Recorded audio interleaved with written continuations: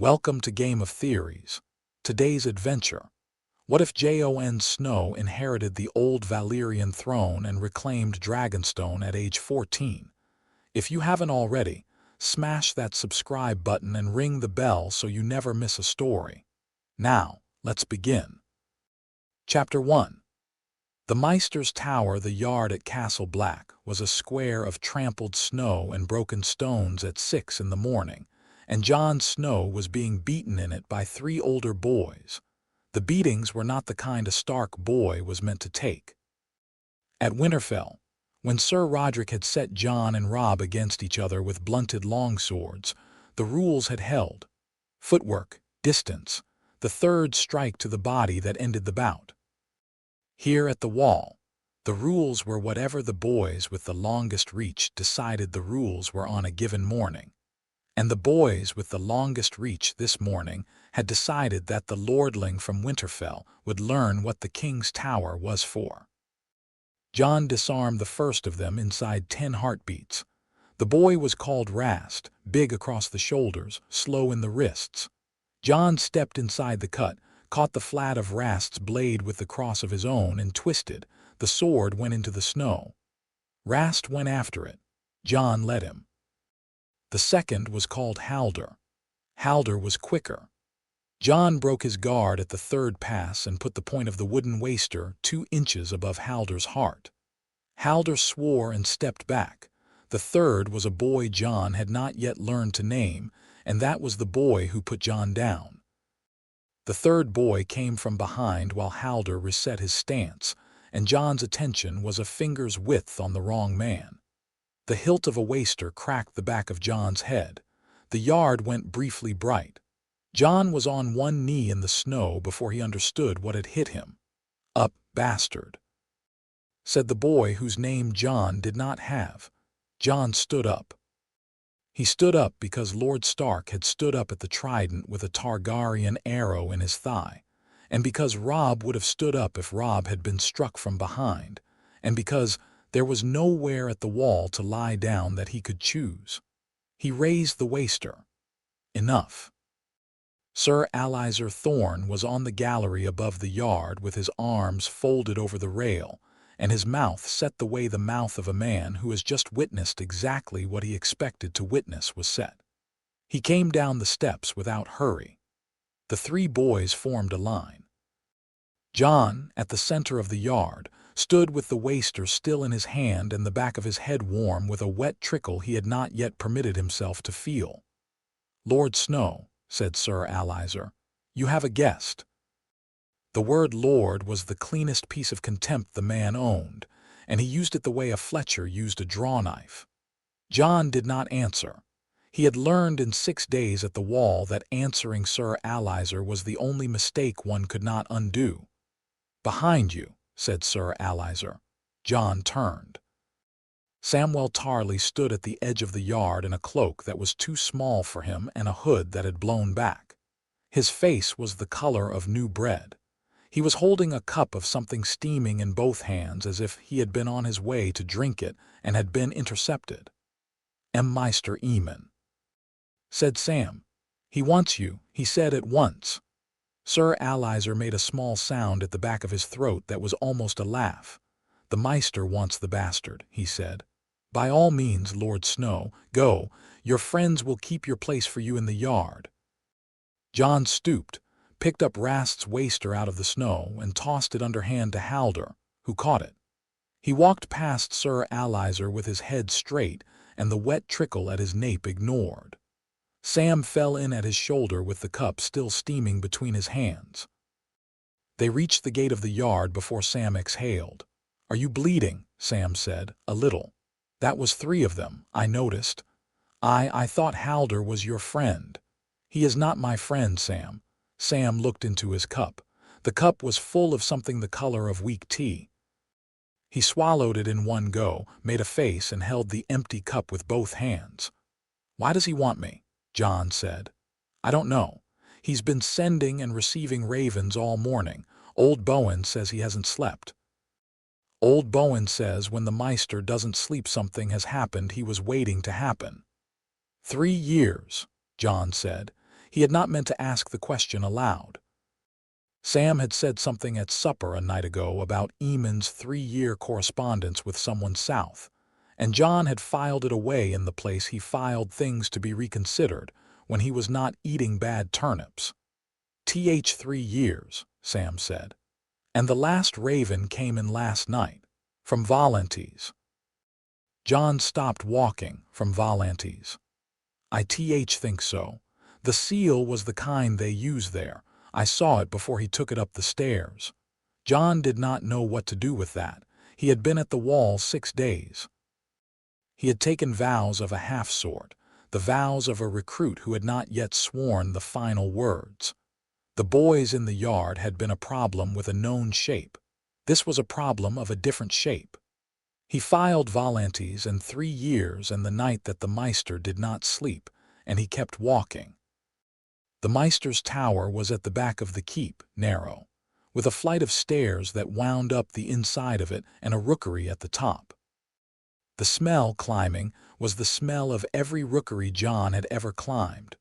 Oiled iron, raven droppings frozen to the rungs, parchment that had been kept too long against stone. Sam was puffing by the 3rd turn. Jon slowed for him. "What did you say to old Bowen to make him let you up here?" Jon said, "Nothing. He said the Meister had asked for you. He asked me to bring you because he doesn't think I'll get into trouble for it. That is generous of him.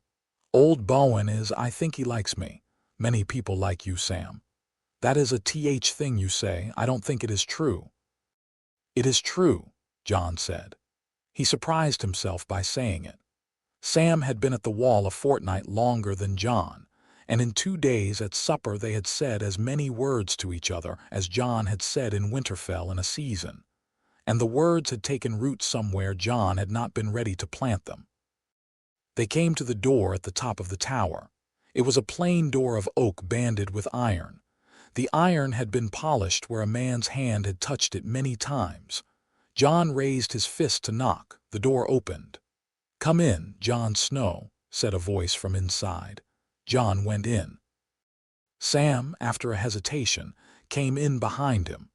The room was small.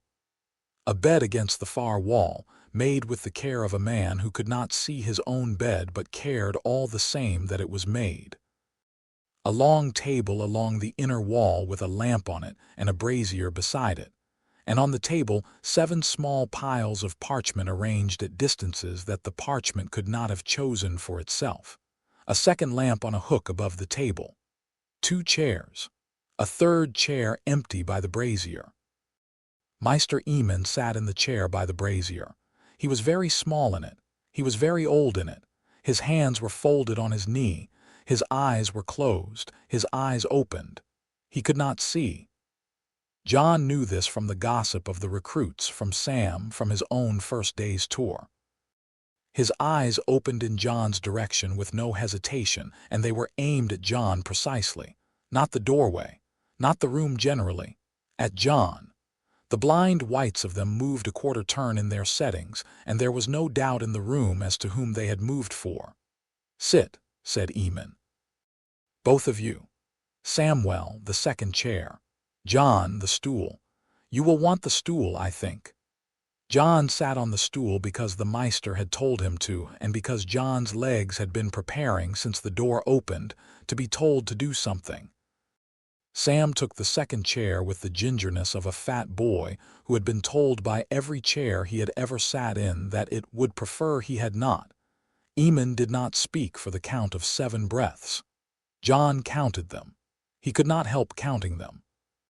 He had begun counting his breaths as a child when he could not sleep, and he had begun counting other men's breaths in the yard when Rob went south to be married off, and Jon understood that he was going to be a soldier of some kind, and the count was a thing he did now without meaning it. "Forgive me," Eamon said on the 8th breath.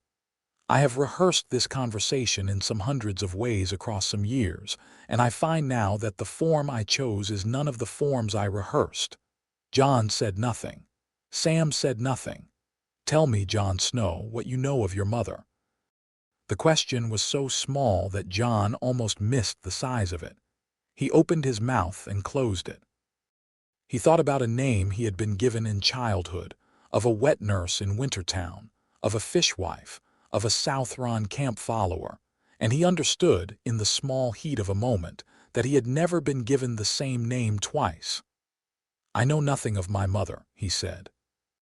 "That is what I expected you to say. I will be plain, then. It is my belief that you are a son of the House Targaryen. I have, this last hour, received the 7th of 7 confirmations I have been seeking for that belief.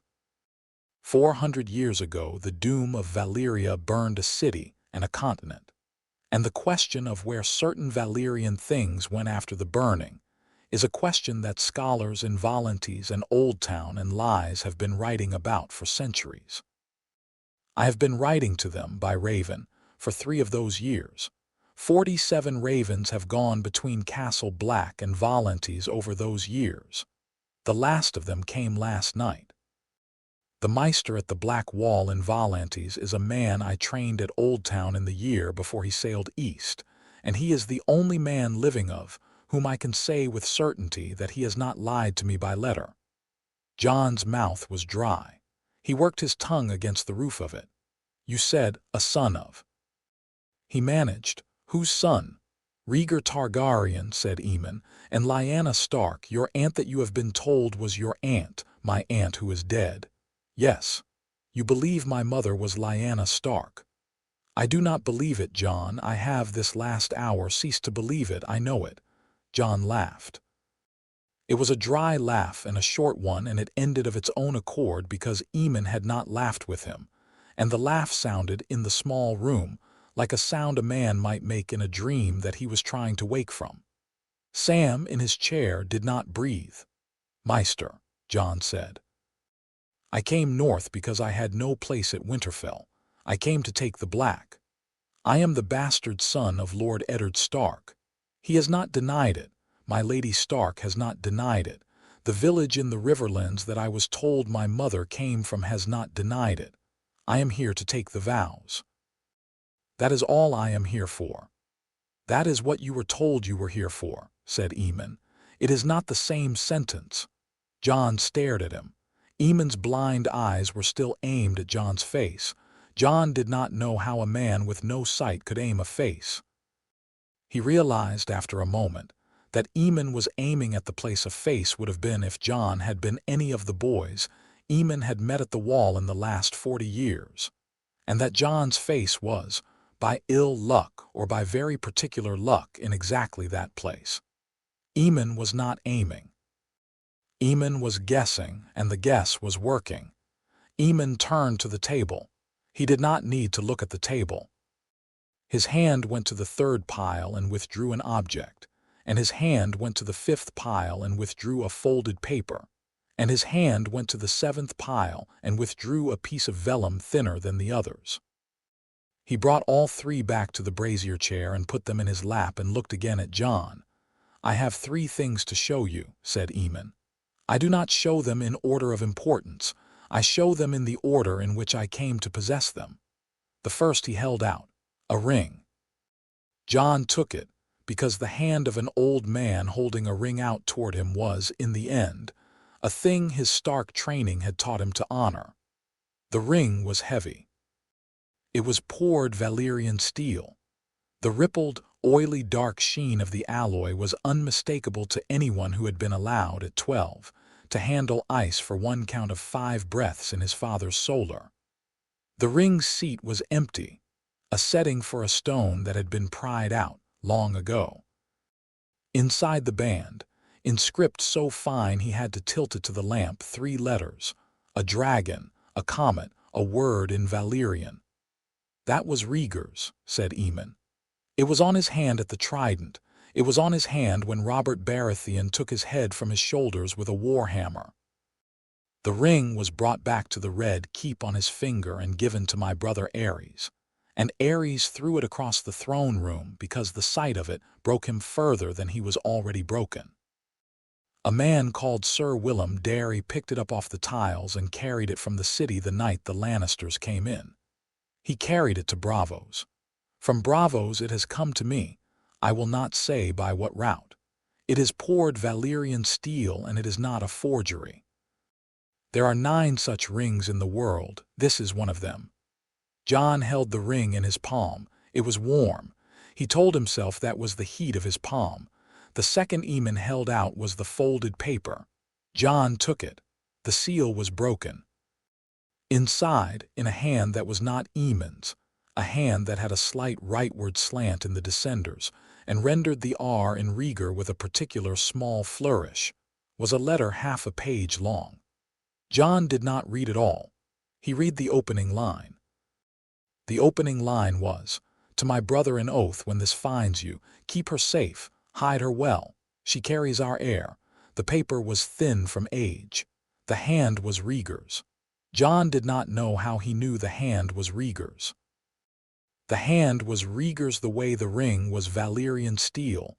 Some kinds of authenticity announced themselves without an argument. "The third," said Eamon, holding out the vellum. Jon took it. The vellum was Eamon's own. It was his cramped meisterly hand in high common, a transcription. At the top, translated by Meister Marwyn at the Black Wall, Volantes, the 2nd day of the 3rd moon of this year.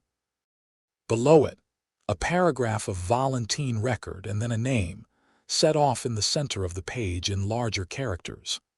Aegon, son of Rhaegar Targaryen and Lyanna Stark, born in the Red Mountains of Dorne in the year of the sack of King's Landing, 9th moon, 3rd day.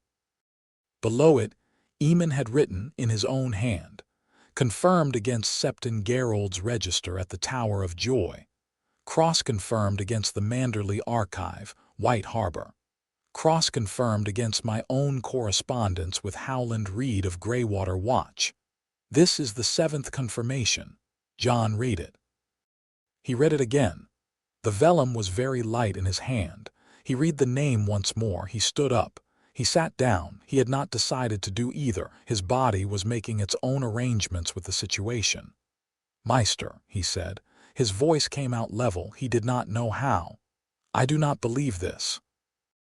"I did not believe it," said Eamon. "For the 1st year of my correspondence, I did not believe it. For the 2nd year, I held it as one of 3 explanations and assigned it the lowest probability. In the 3rd year, I assigned it the highest and prepared myself to be wrong. I am not wrong, Jon. Disbelieve me as long as you require. The papers do not move. I came here to take the black. I know. My father, Lord Stark, would not lie to me about this. He did not lie to you. He told you a story that was not true. That is a lie. It is a Stark's idea of a lie. It is in your father's hands, a vow." Jon looked at the ring in his palm. He looked at the letter in his lap. He looked at the vellum with the name in the center of it. Aegon, son of Rhaegar Targaryen and Lyanna Stark.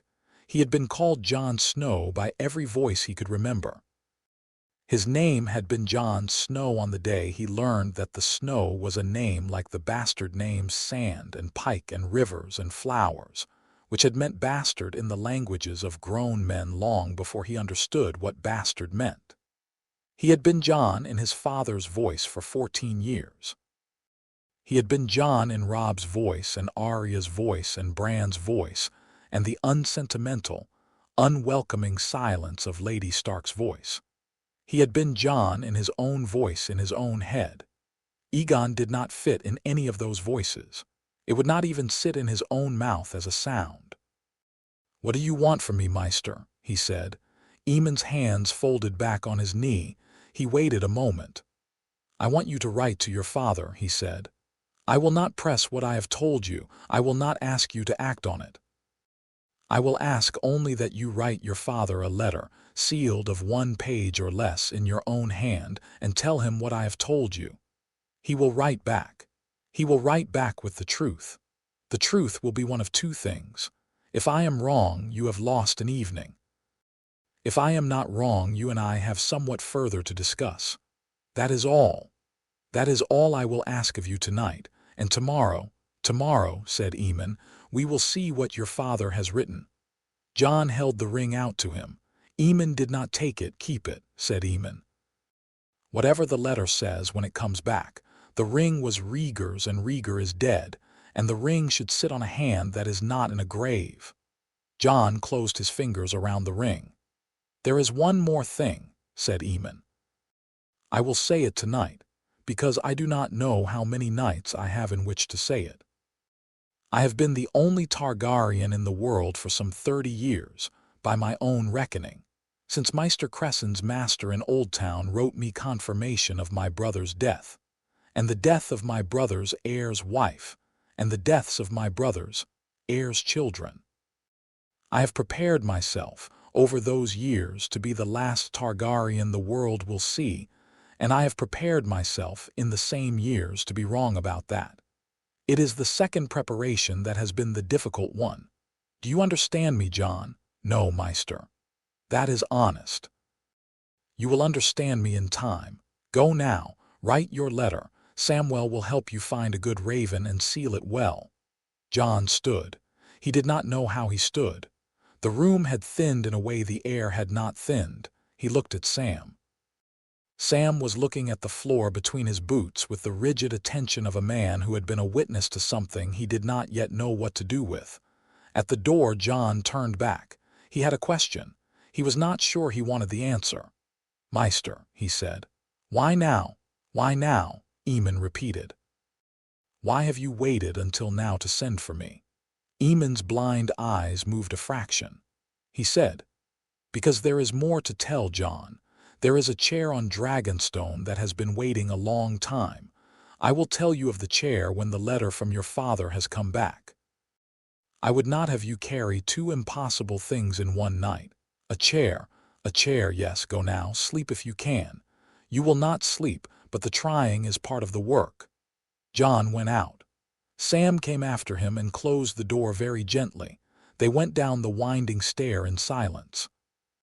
Halfway down the stair, Sam stopped, turned, and put a hand briefly on Jon's elbow. Sam did not say anything. Jon did not say anything. They went on down in the yard. The snow had stopped. Ghost was waiting at the foot of the tower with his nose on his forepaws, and his eyes the color of an old coin held to candlelight. Ghost stood up as Jon came out. He did not greet Jon. He fell in at Jon's left side as he had always done. Since the day Jon had picked him out of the pile of dead pups on the riverbank and named him for what he was. Jon stood in the yard with Ghost at his hip. The cold was the cold of Castle Black in late autumn, a cold that had been getting ready, for some weeks, to be a worse cold. Jon stood in it. He did not yet have a word for what was inside him. He had words for what was outside him. Snow on his boots, ring in his fist, the trickle at his nape from the back-handed cut now drying. The thing inside him did not have a word. It was a small, fixed weight where there had been no weight before, sitting under his breastbone where the rib cage made a hollow when he breathed. He named it after a while. He named it because Lord Stark had taught him to name fear plainly, so that fear could not name him. He named it fear.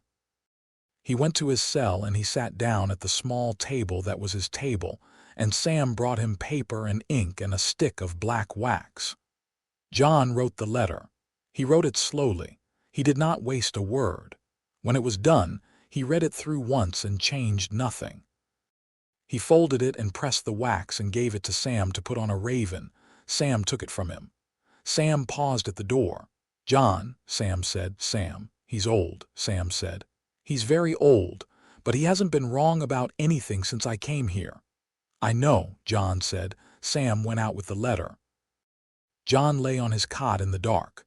The ring was on his palm, heavy with its empty setting. He held it up to the slit window and turned it once so that the band caught what little light fell through. Inside the band, the three small letters were the same: dragon, comet, word. The word he did not yet know. He would learn it. He closed his fist on the ring and shut his eyes. He did not sleep. Chapter 2. A promise kept. The letter reached Winterfell at noon on a day Eddard Stark had been keeping clean for it. He had not known the letter was coming. He had known something was coming.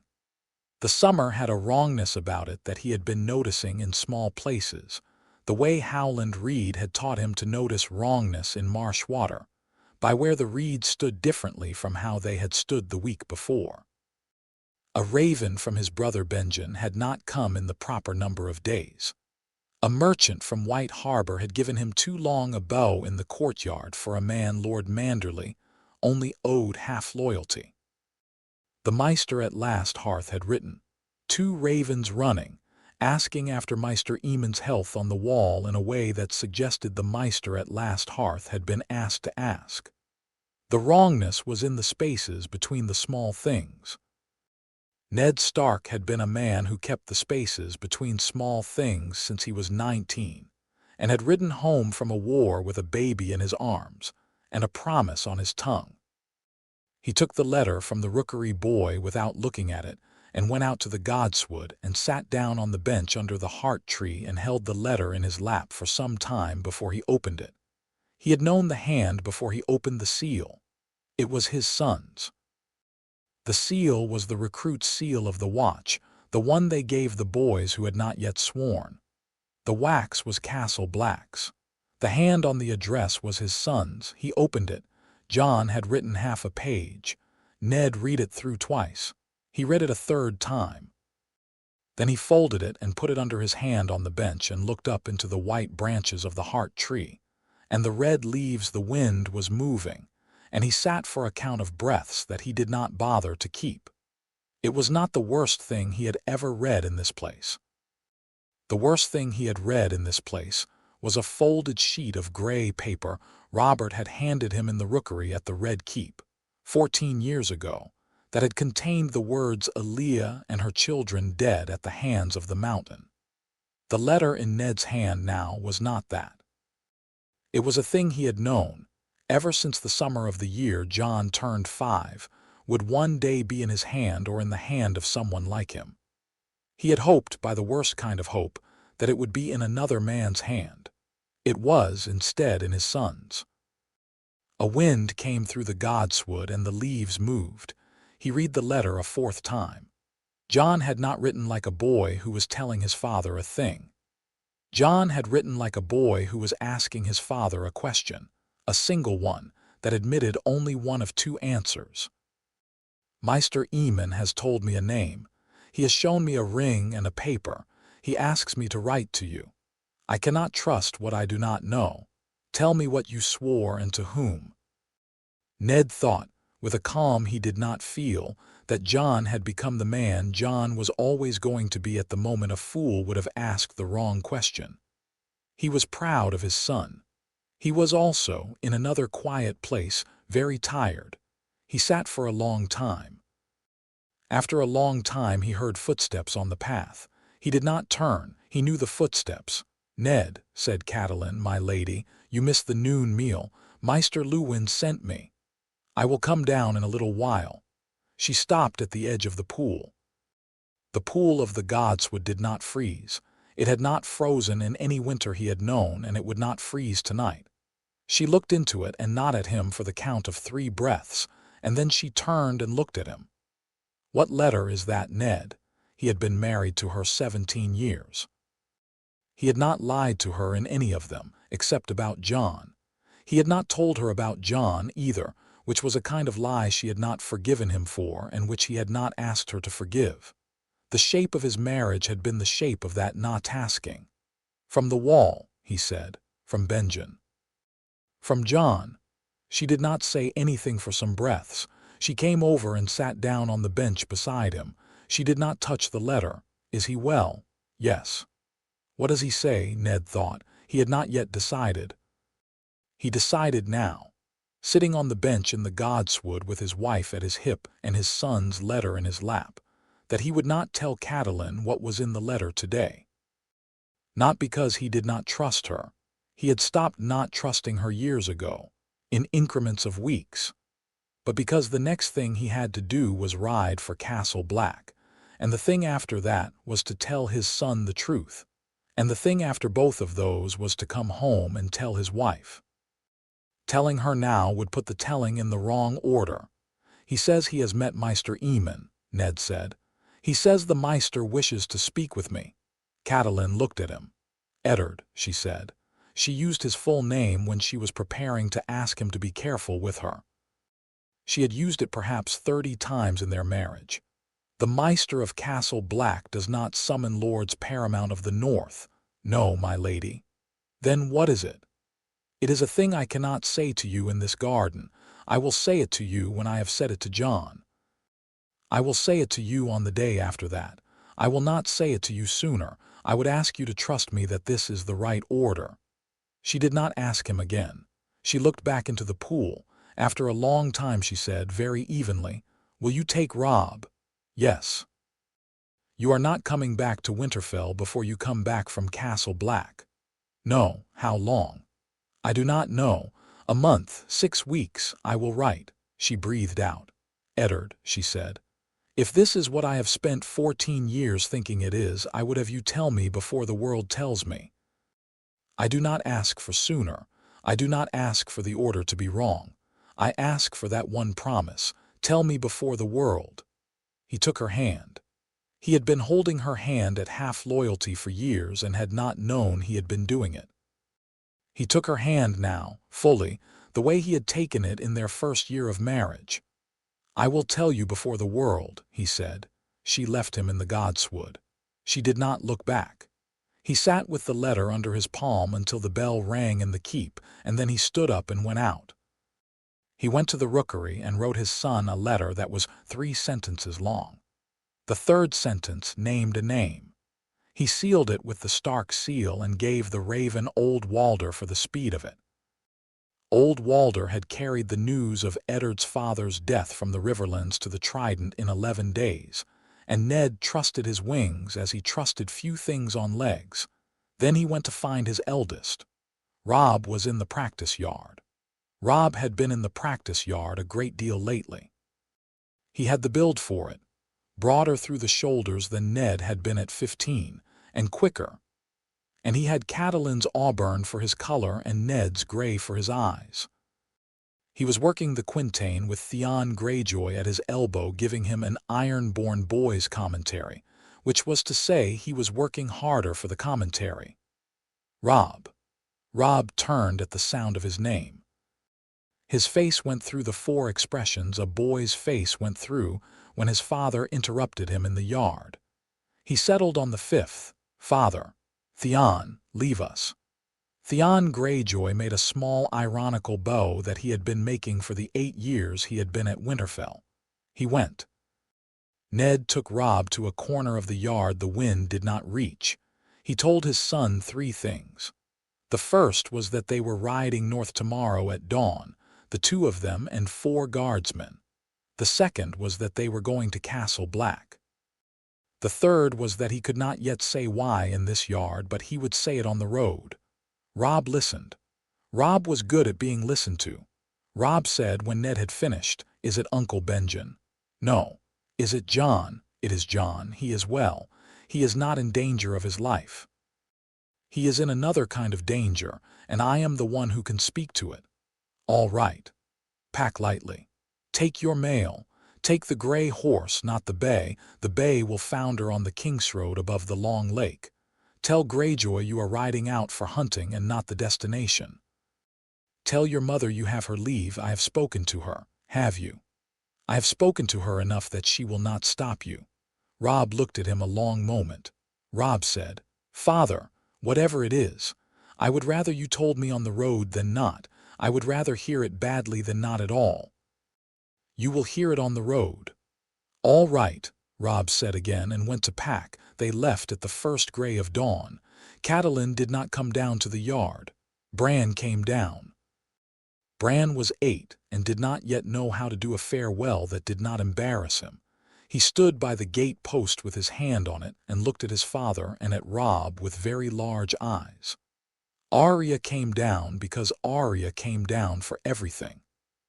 She stood beside Bran and made a face at Theon Greyjoy when Theon came out to see them off, and Theon made the face back at her with the sweetness he allowed her and almost no one else. Rickon was asleep. Ned bent down at the gate post and put his hand on Bran's head. "Look after your mother." He said, "Yes, father." He looked at Arya.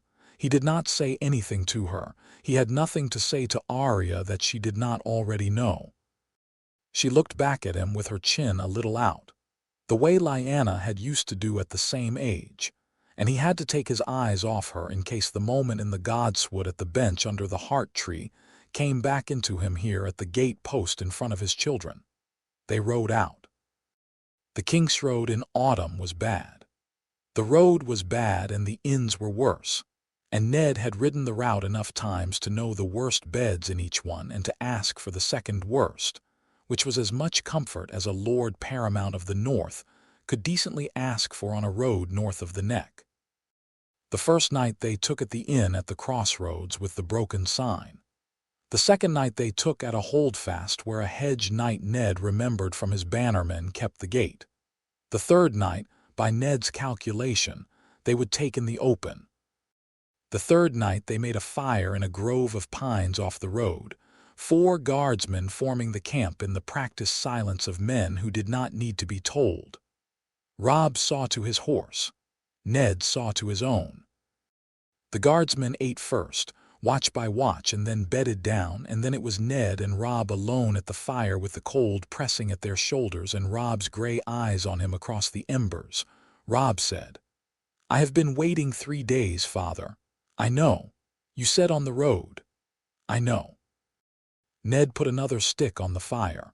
The stick was thin and dry and crackled at once. He said, "You knew when we were children that Aunt Lyanna was carried off by Rhaegar Targaryen." "Yes, father. You were taught she was carried off against her will. You were taught she was held against her will in a tower in the Red Mountains of Dorne until I came for her with Lord Reed and 6 others." "Yes. That telling is not the whole telling." He told it. He told it the way a man tells a thing he has decided that morning that he will tell. He did not soften it. He did not embroider it. He told Robb that Lyanna had ridden out to meet Rhaegar by her own choice, because Rhaegar had spoken with her at Harrenhal, and the song he had played her had been the song that had set the world wrong for both of them. He told Robb that Lyanna had married Rhaegar in the godswood of Riverrun, by the rights of the old gods, before a woman of the free folk who had walked south for the purpose, witnessed by Sir Arthur Dane and Sir Oswell Wen of the Kingsguard. He told Robb that the marriage had been sealed in writing in Rhaegar's hand, and that the writing had been kept by Howland Reed since the war. He told Robb that Lyanna had borne a son in the tower in the Red Mountains, and that she had named the son before she died of childbed fever, and that the name she had given the son was Aegon. He told Robb that he himself had taken the boy out of the tower, wrapped in his own cloak with the blood of his mother still wet on him, and that he had ridden home to Winterfell with the boy across his saddle bow, and a story on his lips of a Riverlands camp follower whose name he never afterwards said twice, and that the story had been a lie he had told to keep the boy alive. Robb did not move while Ned spoke. Robb's eyes did not leave Ned's face. Once in the middle, Robb's hand on his knee tightened so that his knuckles went pale and then loosened again with deliberation. When Ned had finished, Robb said, "Aegon, Aegon, my brother is my cousin." "Your brother is your cousin, and he has been your brother for 14 years. The cousin does not unmake the brother. The brother is the true thing. The cousin is the legal thing. Both will hold, father." "Yes. Why are you telling me on the 3rd night and not the 1st? Ned looked into the fire.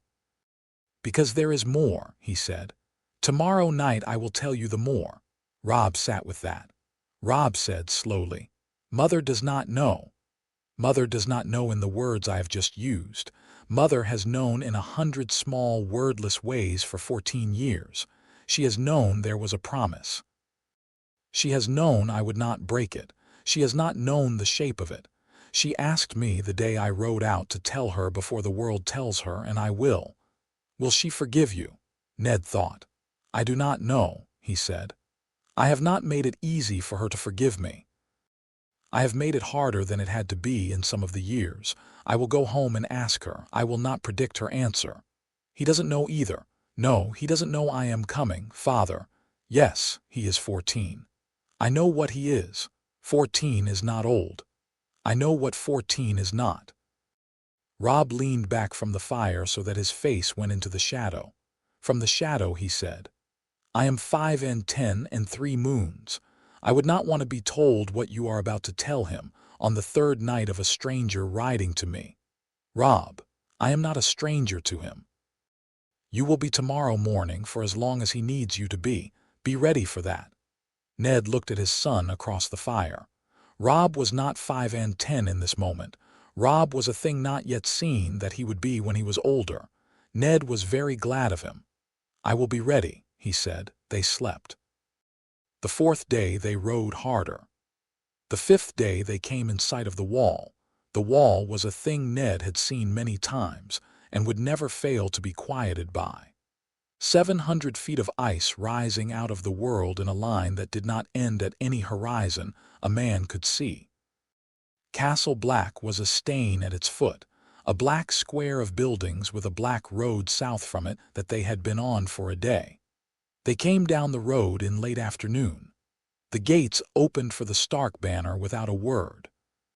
In the yard, the recruits had stopped what they were doing and were standing at the rails. Word of who was riding in had moved through the keep at the speed boys moved word about anything. Maester Eamon was not in the yard.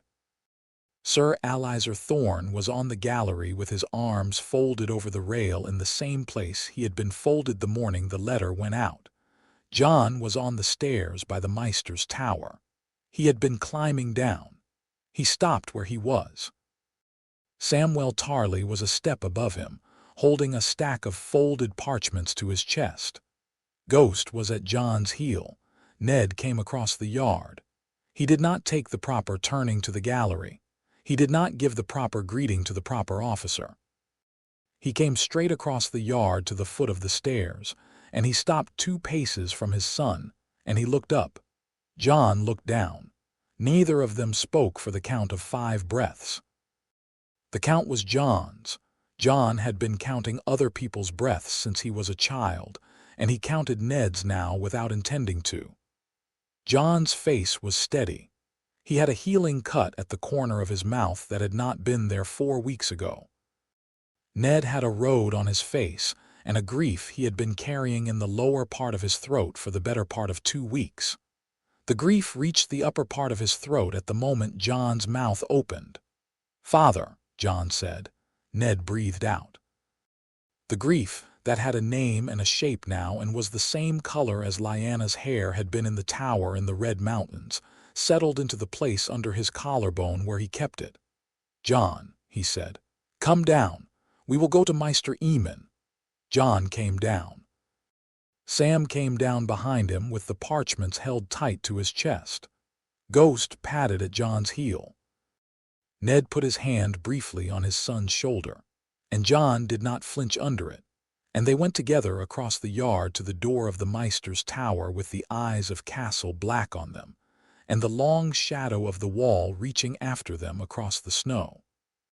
Chapter 3. The promise spoken the Maester's tower at Castle Black had been built for a colder world than the world it stood in. The lamp on Eamon's table burned at half-wick to spare the oil.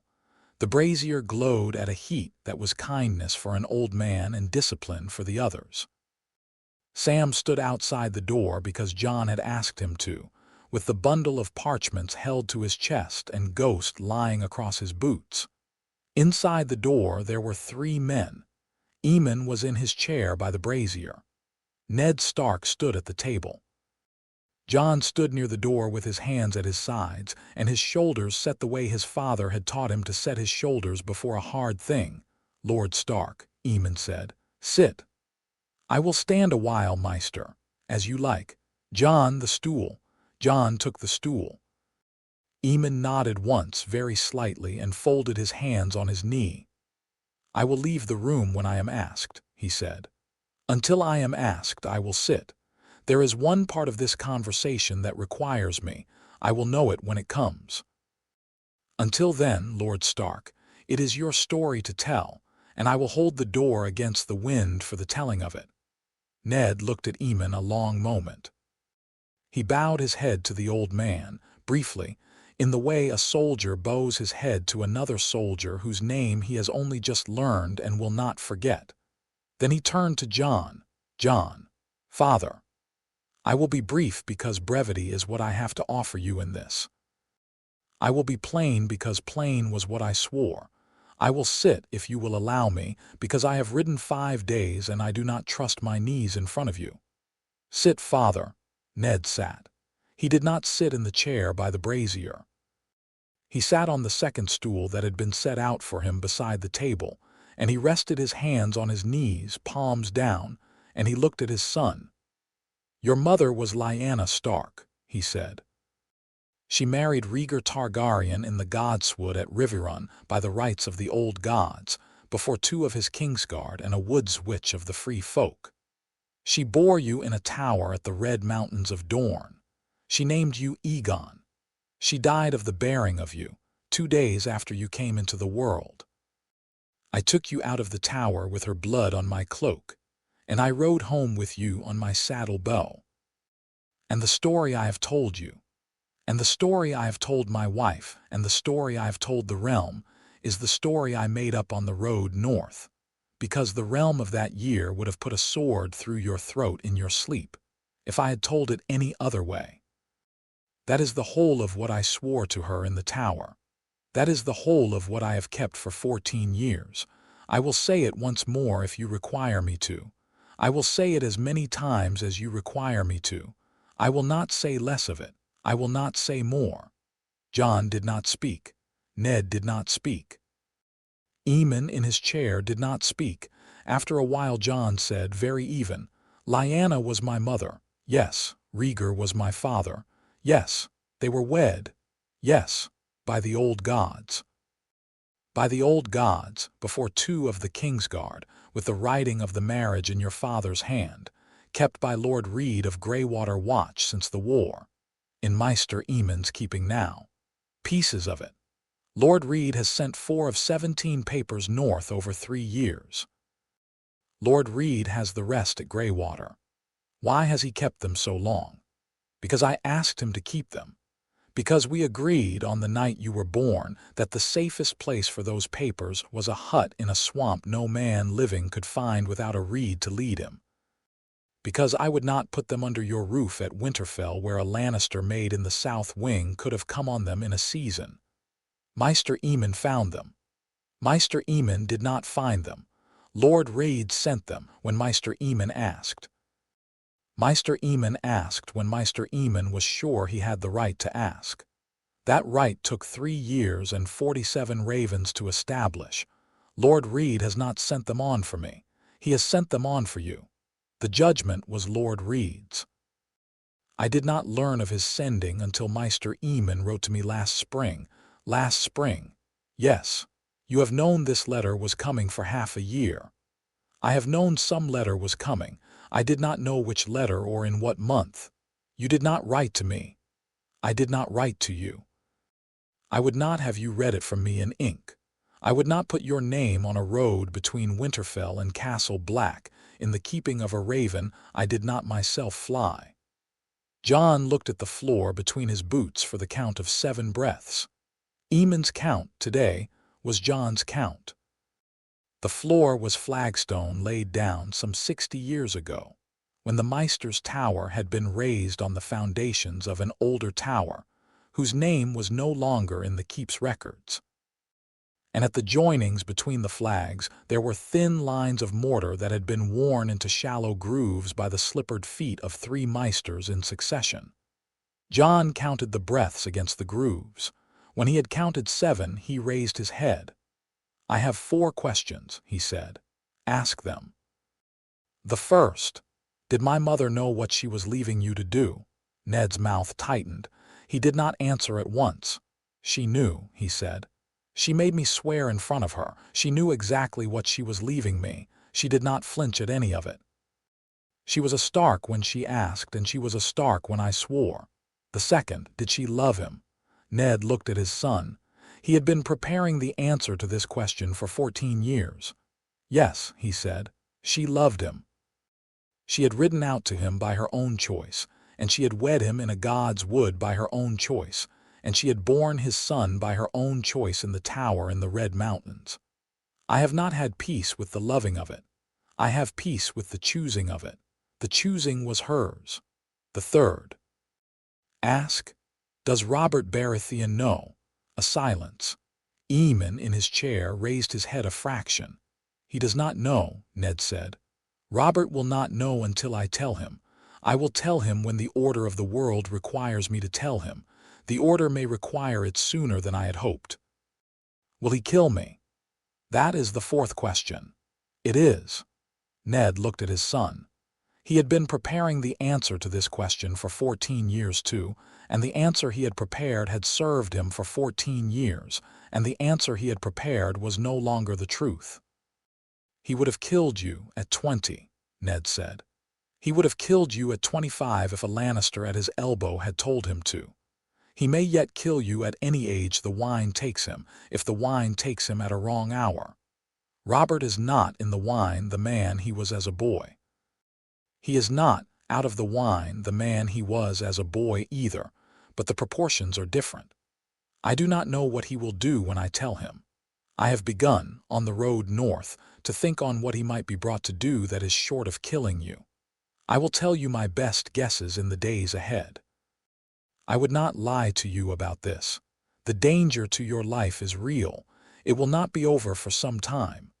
Jon nodded once. He had nodded once after each answer. He was. Eamon thought from his chair by the brazier, keeping his head very still on a neck that wanted to do something other than keep his head still. And he was, in the small, precise nods, training his neck to do what he had asked it to do. It was a stark thing. It was a thing his father had taught him. Jon turned on the stool toward Eamon. Maester, he said, you have a chair. I have a chair, said Eamon. Yes, you said you would tell me of the chair when the letter came back. The letter has come back. The letter is sitting at this table. Tell me. Eamon turned in his chair. The turning was the work of a man whose body has been arranged against him by years and who has long since stopped fighting the arrangement.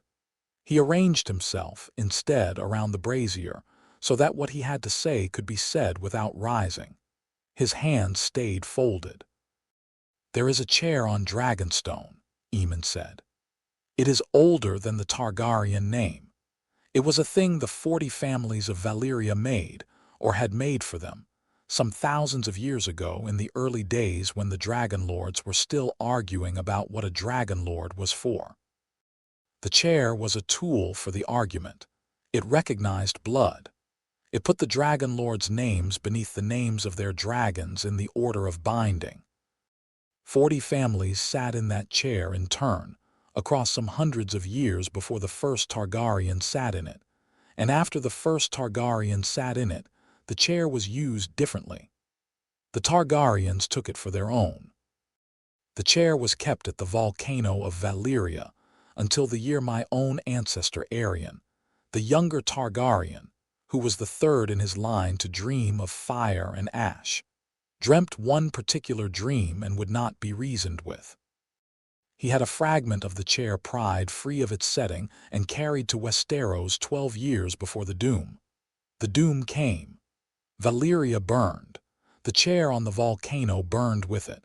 The fragment Aerion had taken survived. It was carved into a seat by Aerion's wife and son in the year after the doom, with the help of 3 Valyrian craftsmen who did not live long enough to be questioned about the work. It has been on Dragonstone ever since. It is in a vault 3 levels under the stone drum. The vault has been sealed since the reign of Aegon I. No Targaryen has come to it since. Jon stared at him. Why, he said, because no Targaryen has been able to come to it. The vault was sealed by Aegon I to a particular kind of opening, which Aegon I did not himself describe in any text I have read, but which the Valyrian archive has had the description of for some centuries.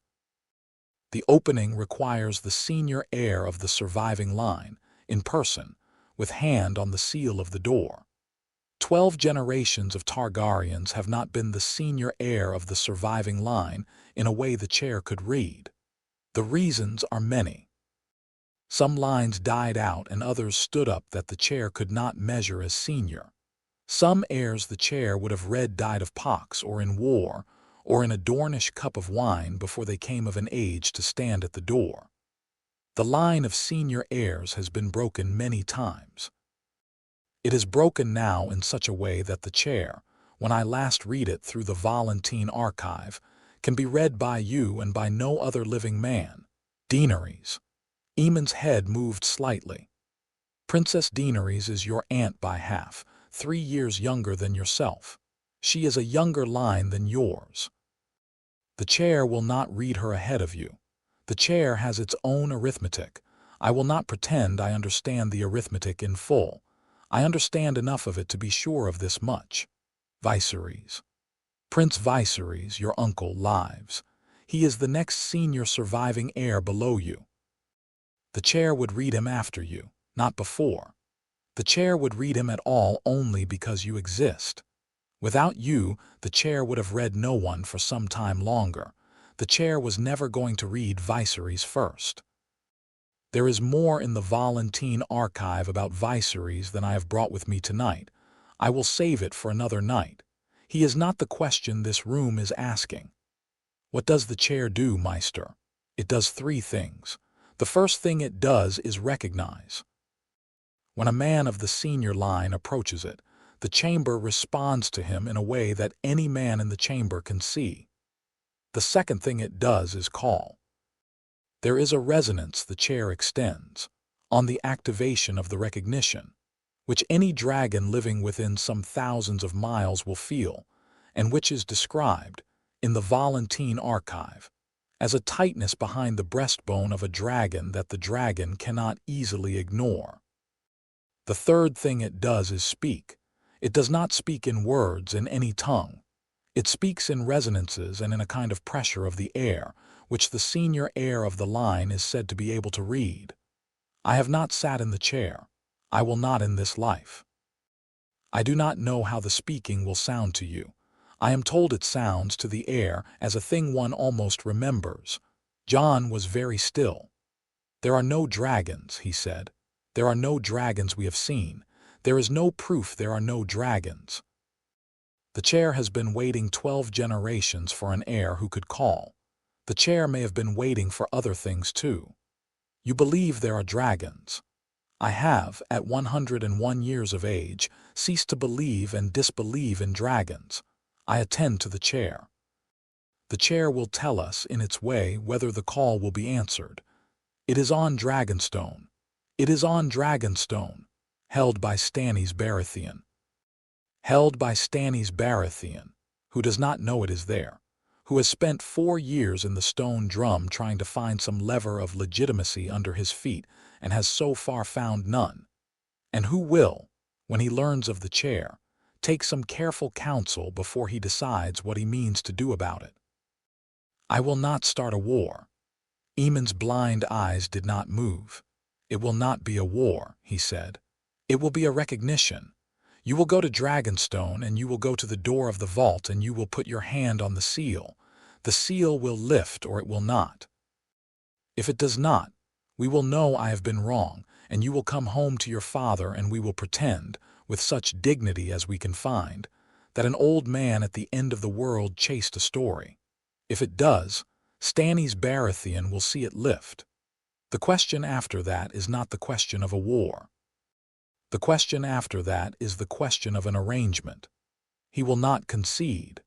He will not concede the Iron Throne. He will not be asked to. The chair is not a throne in the sense Stannis Baratheon will fear.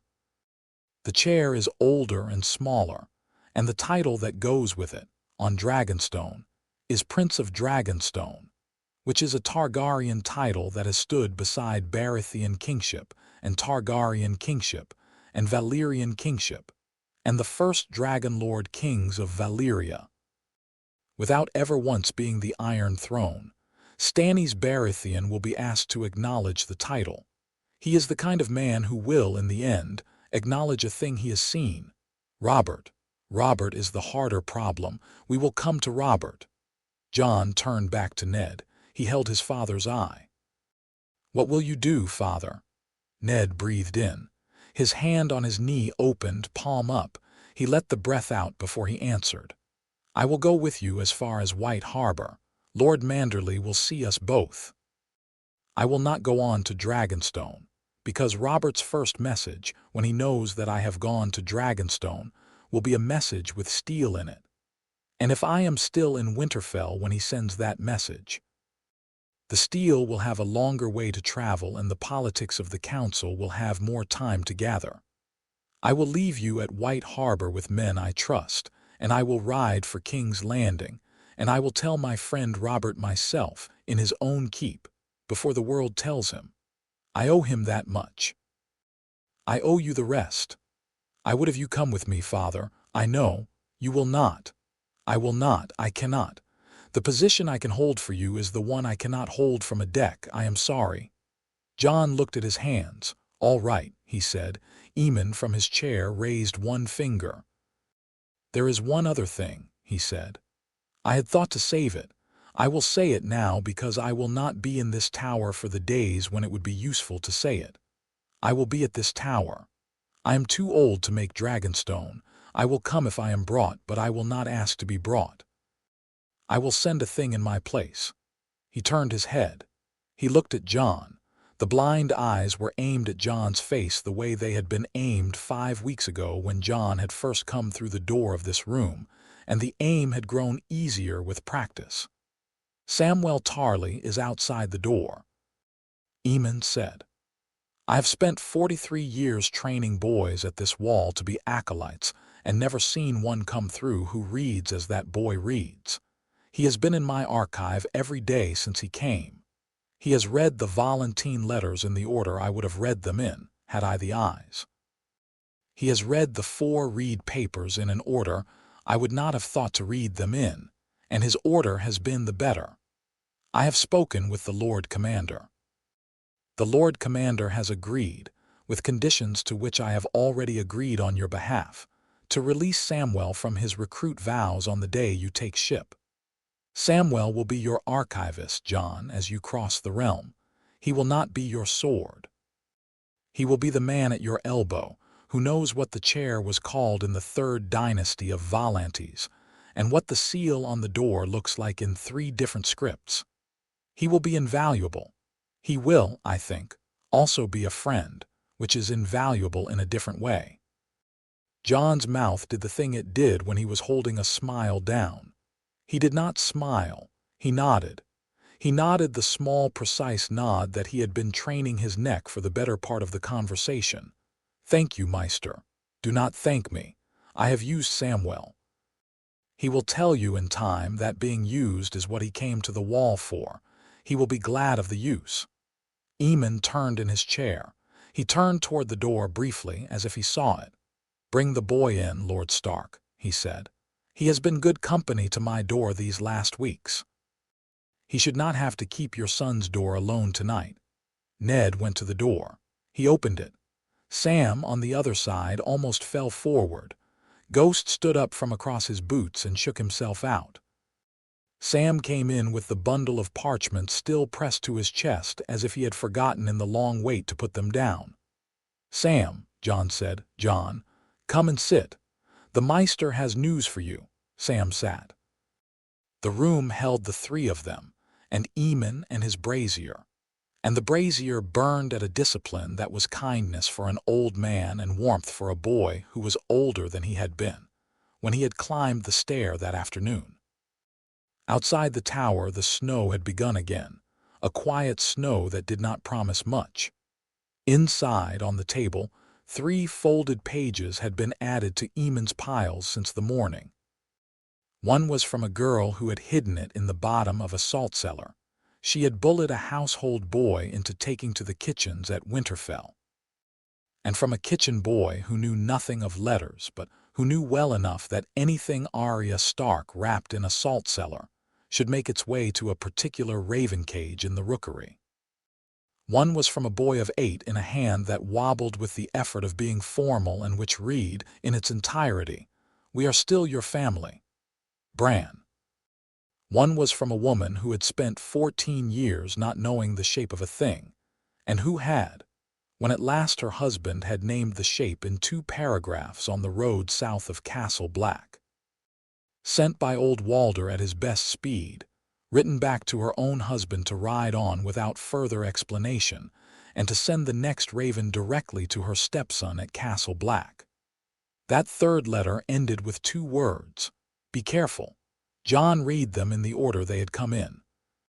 He read Bran's first, then Arya's, with the salt cellar smell faintly on the parchment, then Catelyn's last. He read Catelyn's 3 times.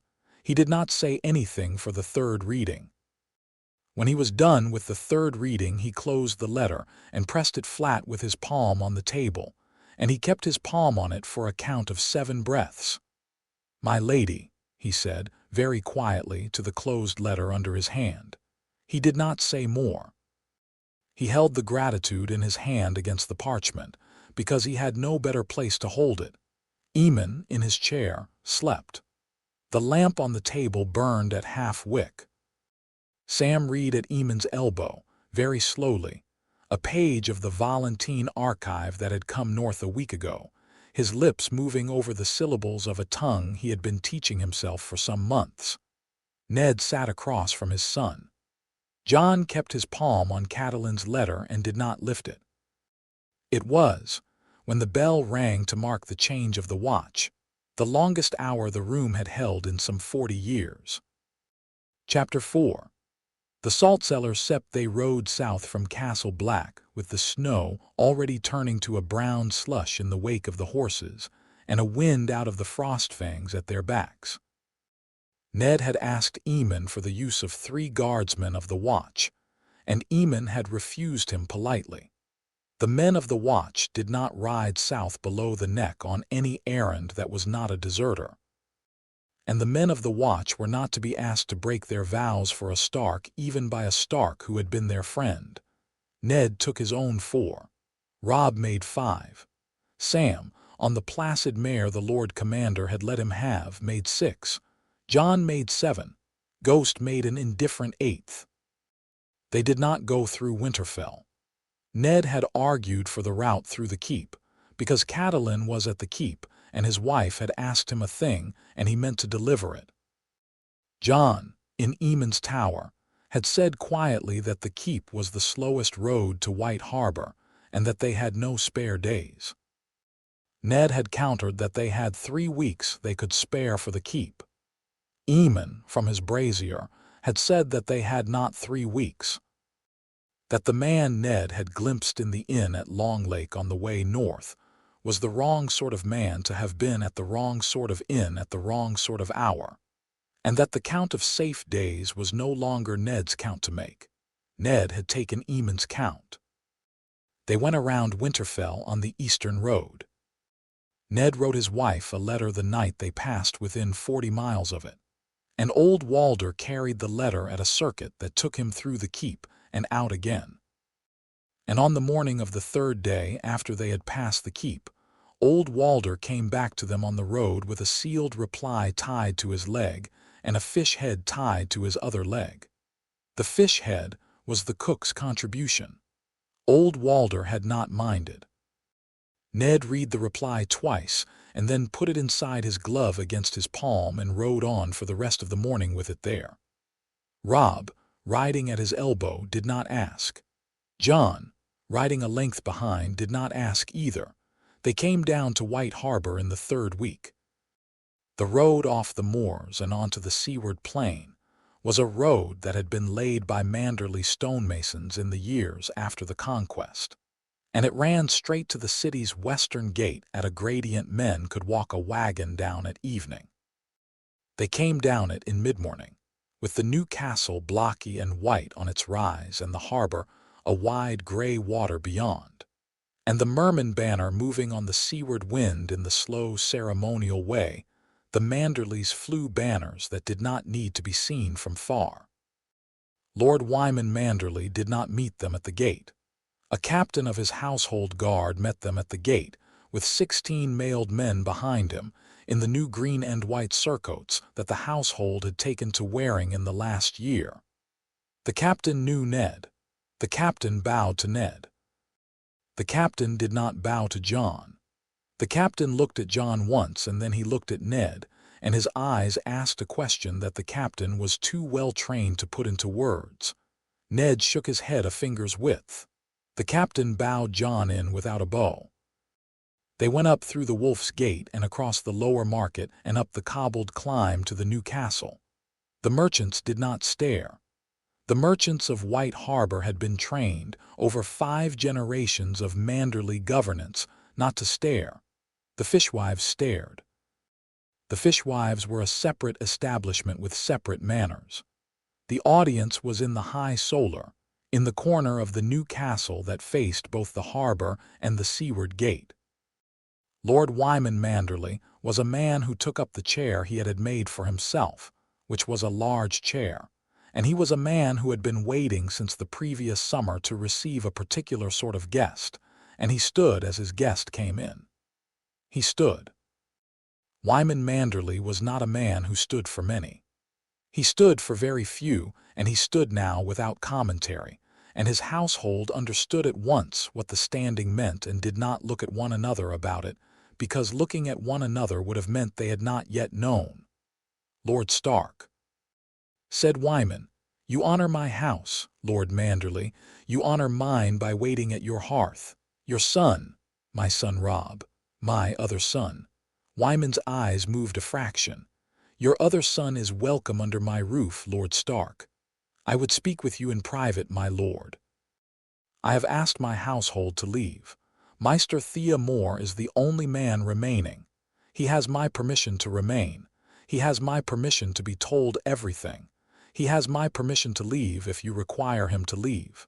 He may stay. My son Wendell is on the seaward gate. My son Wiley's is at Ramsgate. My grandniece Winifred is in the lower castle. My grandniece Willa is in the kennels because she has been told twice this morning that she is not to be in the kennels, and she is in the kennels in spite of it.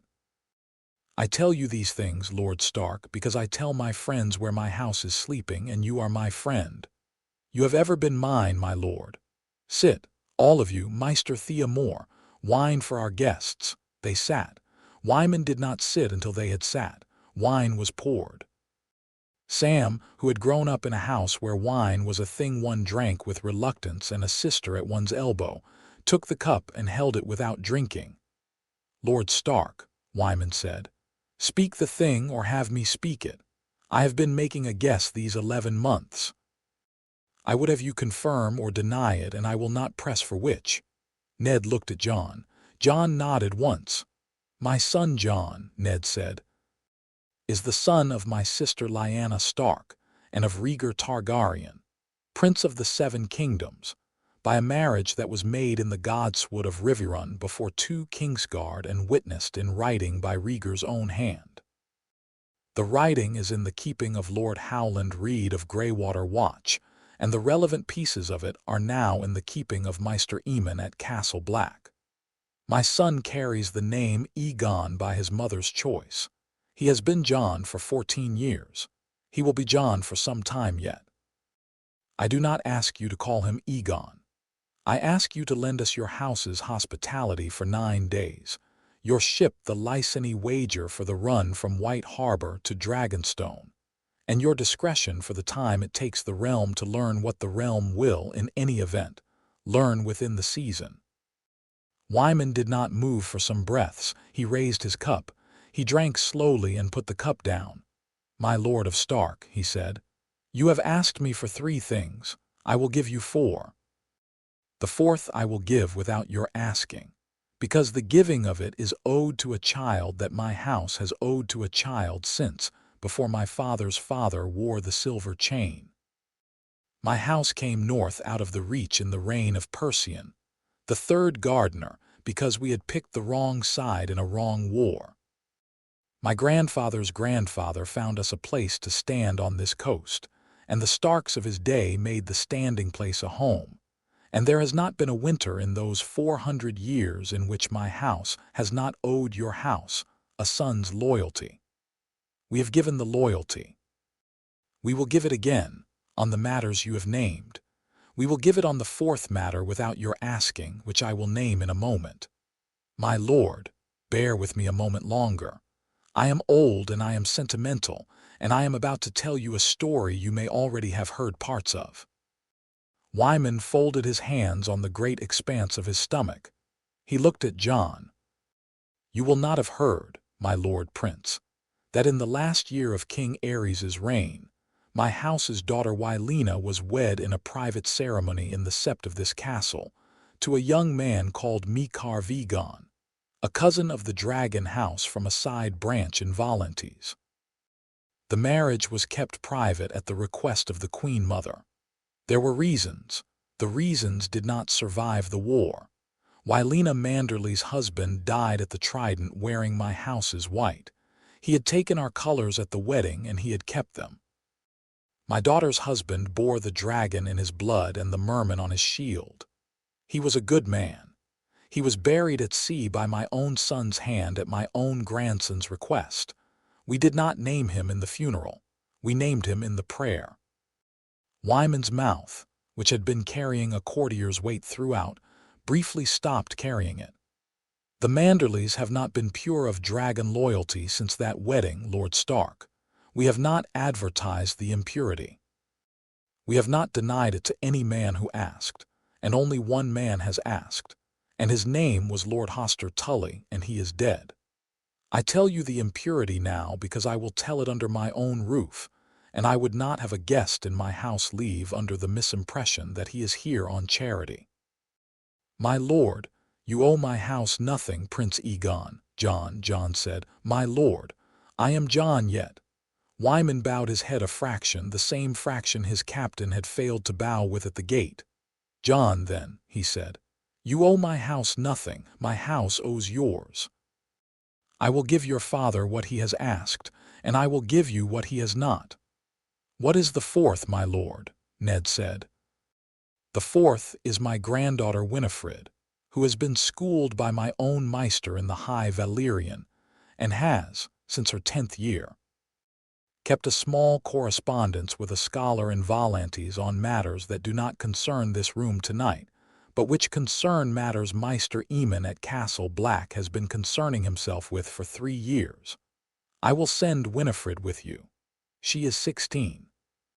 She is the calmest of my grandnieces, and she is the one I would send if I had only one to send. She will be your interpreter when the High Valyrian is needed, and she will be a second pair of eyes at every door. I will send her with 5 of my household. I will send her without the merman on her surcoat. She will sail as a Lyseni courtesan of letters, which is a thing the Lysene do allow by a particular guild charter in the free cities. I will pay the small fee to the guild. The guild will not ask questions. The guild has not asked me questions in 11 years. Wyman drank again. He smiled very slightly in the careful way a fat man's smile reached his eyes when he had said a thing he had been saving for a long time. That is the fourth, Lord Stark.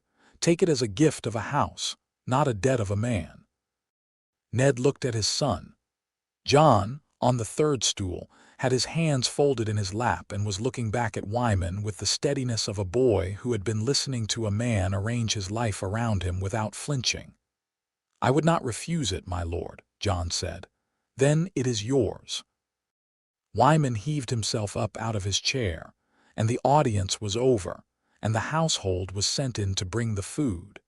And the food was the food of a Manderly table in autumn, which was to say it ran to 12 courses, and a fish that had been kept alive in a pen at the harbor until that morning. They ate slowly. They ate as if they had 9 days and not 9 hours, because Wyman had decided that the slow eating would soothe his guests, and they would not have offered him the unkindness of correcting his decision. After the meal, Wyman took Ned and John out onto the loggia that faced the harbor. The cog Lyseni Wager was at the 3rd pier from the east, low in the water, with a refitted high castle on her stern that Marlon Sharp had been adding to her for some weeks. Marlon Sharp himself was at the rail in plain wool with a wool cap pulled to his ears, going through a pouch with one hand and gesturing at a boatswain with the other. "He has been your captain how long, my lord?" Ned said. "Marlon has not been my captain. Marlon has been my friend. I have not given him a banner to fly because Marlon has not asked for one. Marlon ran Kingsfish for Lewin Martell of the Kingsguard for 9 years, and then for the Prince Doran of Dorne for 4. Marlon ran one cargo for Prince Rhaegar in the year Lyanna Stark, forgive me, my lord, in the year your sister was taken. The cargo was a wedding chest.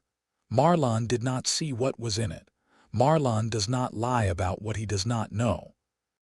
He has been waiting on a particular kind of letter for 15 years.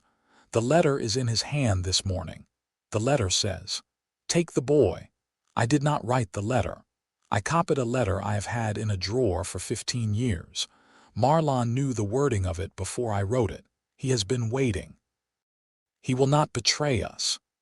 He has not betrayed Lewin Martell, who is dead, nor Doran Martell, who is alive, nor Rhaegar, who is dead, nor me, who is, my lord, very alive and very fat and very fond of him.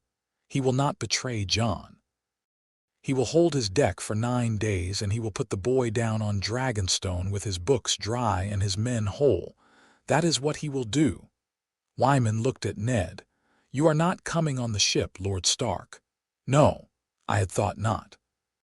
"I will lend you my second cog Winifred, then, for the run to Maidenpool, and a horse from Maidenpool to King's Landing.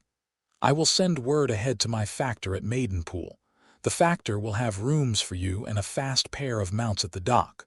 "Wyman, my lord, you have planned this longer than I have known you were planning it." "I have planned it since the day Eamon's first raven came over my factor's roof in Old Town, 11 months ago, and asked me a question I could not answer without lying. I do not lie to meisters. I have lied to many men in my life, my lord, but I have not yet lied to a meister. I gave him the answer, and after I gave him the answer I sat in this loggia for a full day, and on the second day I began the planning. The planning has gone in stages. We are in the stage where the boy goes to Dragonstone. I have not yet planned the stage where the boy comes back. I will plan that stage when I see what comes of the stage we are in." Ned looked out over the harbor. "My lord," he said, "if he does not come back." "If he does not come back, my lord of Stark, my house will write you a letter at the end of a winter, and we will, between us, settle what comes next. I do not expect to be writing that letter. I am old enough to write any letter that is required." That night, in the small private sept of the new castle, Wyman Manderley took John down to the lower vault. The sept was a sept of the 7, and was not a sept John had any business in. Wyman took him there anyway. In the back of the sept, behind the altar of the stranger, in a niche that had been cut into the wall in Wyman's grandfather's time, and was hidden behind a hanging tapestry of the mother that Wyman drew back without asking permission of any septon, there stood a salt cellar. The salt cellar was a foot high and was carved from a single piece of black stone. It had been carved into the shape of a coiled dragon around an egg. It was old. It was so old the salt cellar's lid did not quite close properly on its hinge anymore, and a small black powder of fine salt had ground into the carving and made the edges of the dragon's scales the kind of gray that a thing only gets from being touched by a great many hands across many years. "My great-grandfather's salt cellar," Wyman said. "We use it on the high table on the second day of every maiden's feast. We do not use it on the first day. We do not use it on the third. We use it on the second, because the second day is the day on which my great-grandmother kept a private prayer in this sept that was not the prayer of the 7. My great-grandmother was a quiet woman. She was a Hightower, and she came north because a Targaryen prince of her acquaintance had asked her father a favor. The favor took. My great-grandmother spent the next 40 years of her life keeping the second day's prayer in a sept that did not know what she was praying. She did not pray to the seven on the second day. She prayed to the chair on Dragonstone, my lord prince. By a name she had been taught by her father's house, which was the House Hightower of Old Town, which has known of the chair for some hundreds of years and has chosen, in a way that is not the way of many great houses, to keep its knowing quiet. John stared at the saltcellar. The carving was the same coiled dragon around an egg that Eamon had described in his rooms at Castle Black as the silhouette of the chair. It is a copy. It is a model. My great-grandmother had it carved from the description her father gave her when he sent her north. He had had the description from his Meister, who had had the description from a Valentine archive that was burning at the time. My great-grandmother kept the model in her sept and prayed to it on the second day. I keep the model in my sept and use it for salt. I have kept the prayer on the second day in my own way since my great-grandmother died. I will pray on the second day this season. John reached out. He stopped his hand a finger's breadth from the carving. "May I?" he said. "You may." He touched it. The stone was cool. It was the cool of 100-year-old stone in a cellar that did not freeze in winter. It was not warm. It was not anything but a cool, ordinary stone with the smell of salt on it. John, in the cellar, breathed out slowly. He had not known until the stone was cool under his hand that he had been waiting for the stone to be warm. "It is only the model, my lord prince," Wyman said quietly. "Stone is stone. The chair is not." John withdrew his hand. He bowed his head to the saltcellar. He did not know why he bowed his head, except that his great-aunt by 3 generations had bowed her head in this sept on the second day of every maiden's feast for 40 years, and the bowing had been kept. He bowed his head and turned and went out of the sept beside Wyman Manderley with the cellar untouched behind them. Outside the sept, in the corridor that led back to the new castle's upper rooms, Wyman put his hand briefly on John's shoulder. It was the hand of a fat old man, and the hand was very heavy, and the laying on of it was the most ceremonial gesture Wyman Manderley had made in some years. "Sleep tonight, my lord prince," Wyman said. "You sail at dawn. The ship is ready." John slept. He did not sleep well. He slept the way a boy of 14 sleeps the night before his ship sails. In stretches, with the ring under his pillow heavy enough to remind him of itself at every turning, and Ghost on the floor at the bed's foot with one ear cocked. In the same hour, in the rookery of the new castle, 3 ravens went out in 3 directions. The first went to a man in Old Town who had been Eamon's friend in their boyhoods. The second went to a man in Bravos, whose name was not on any of the new castle's books.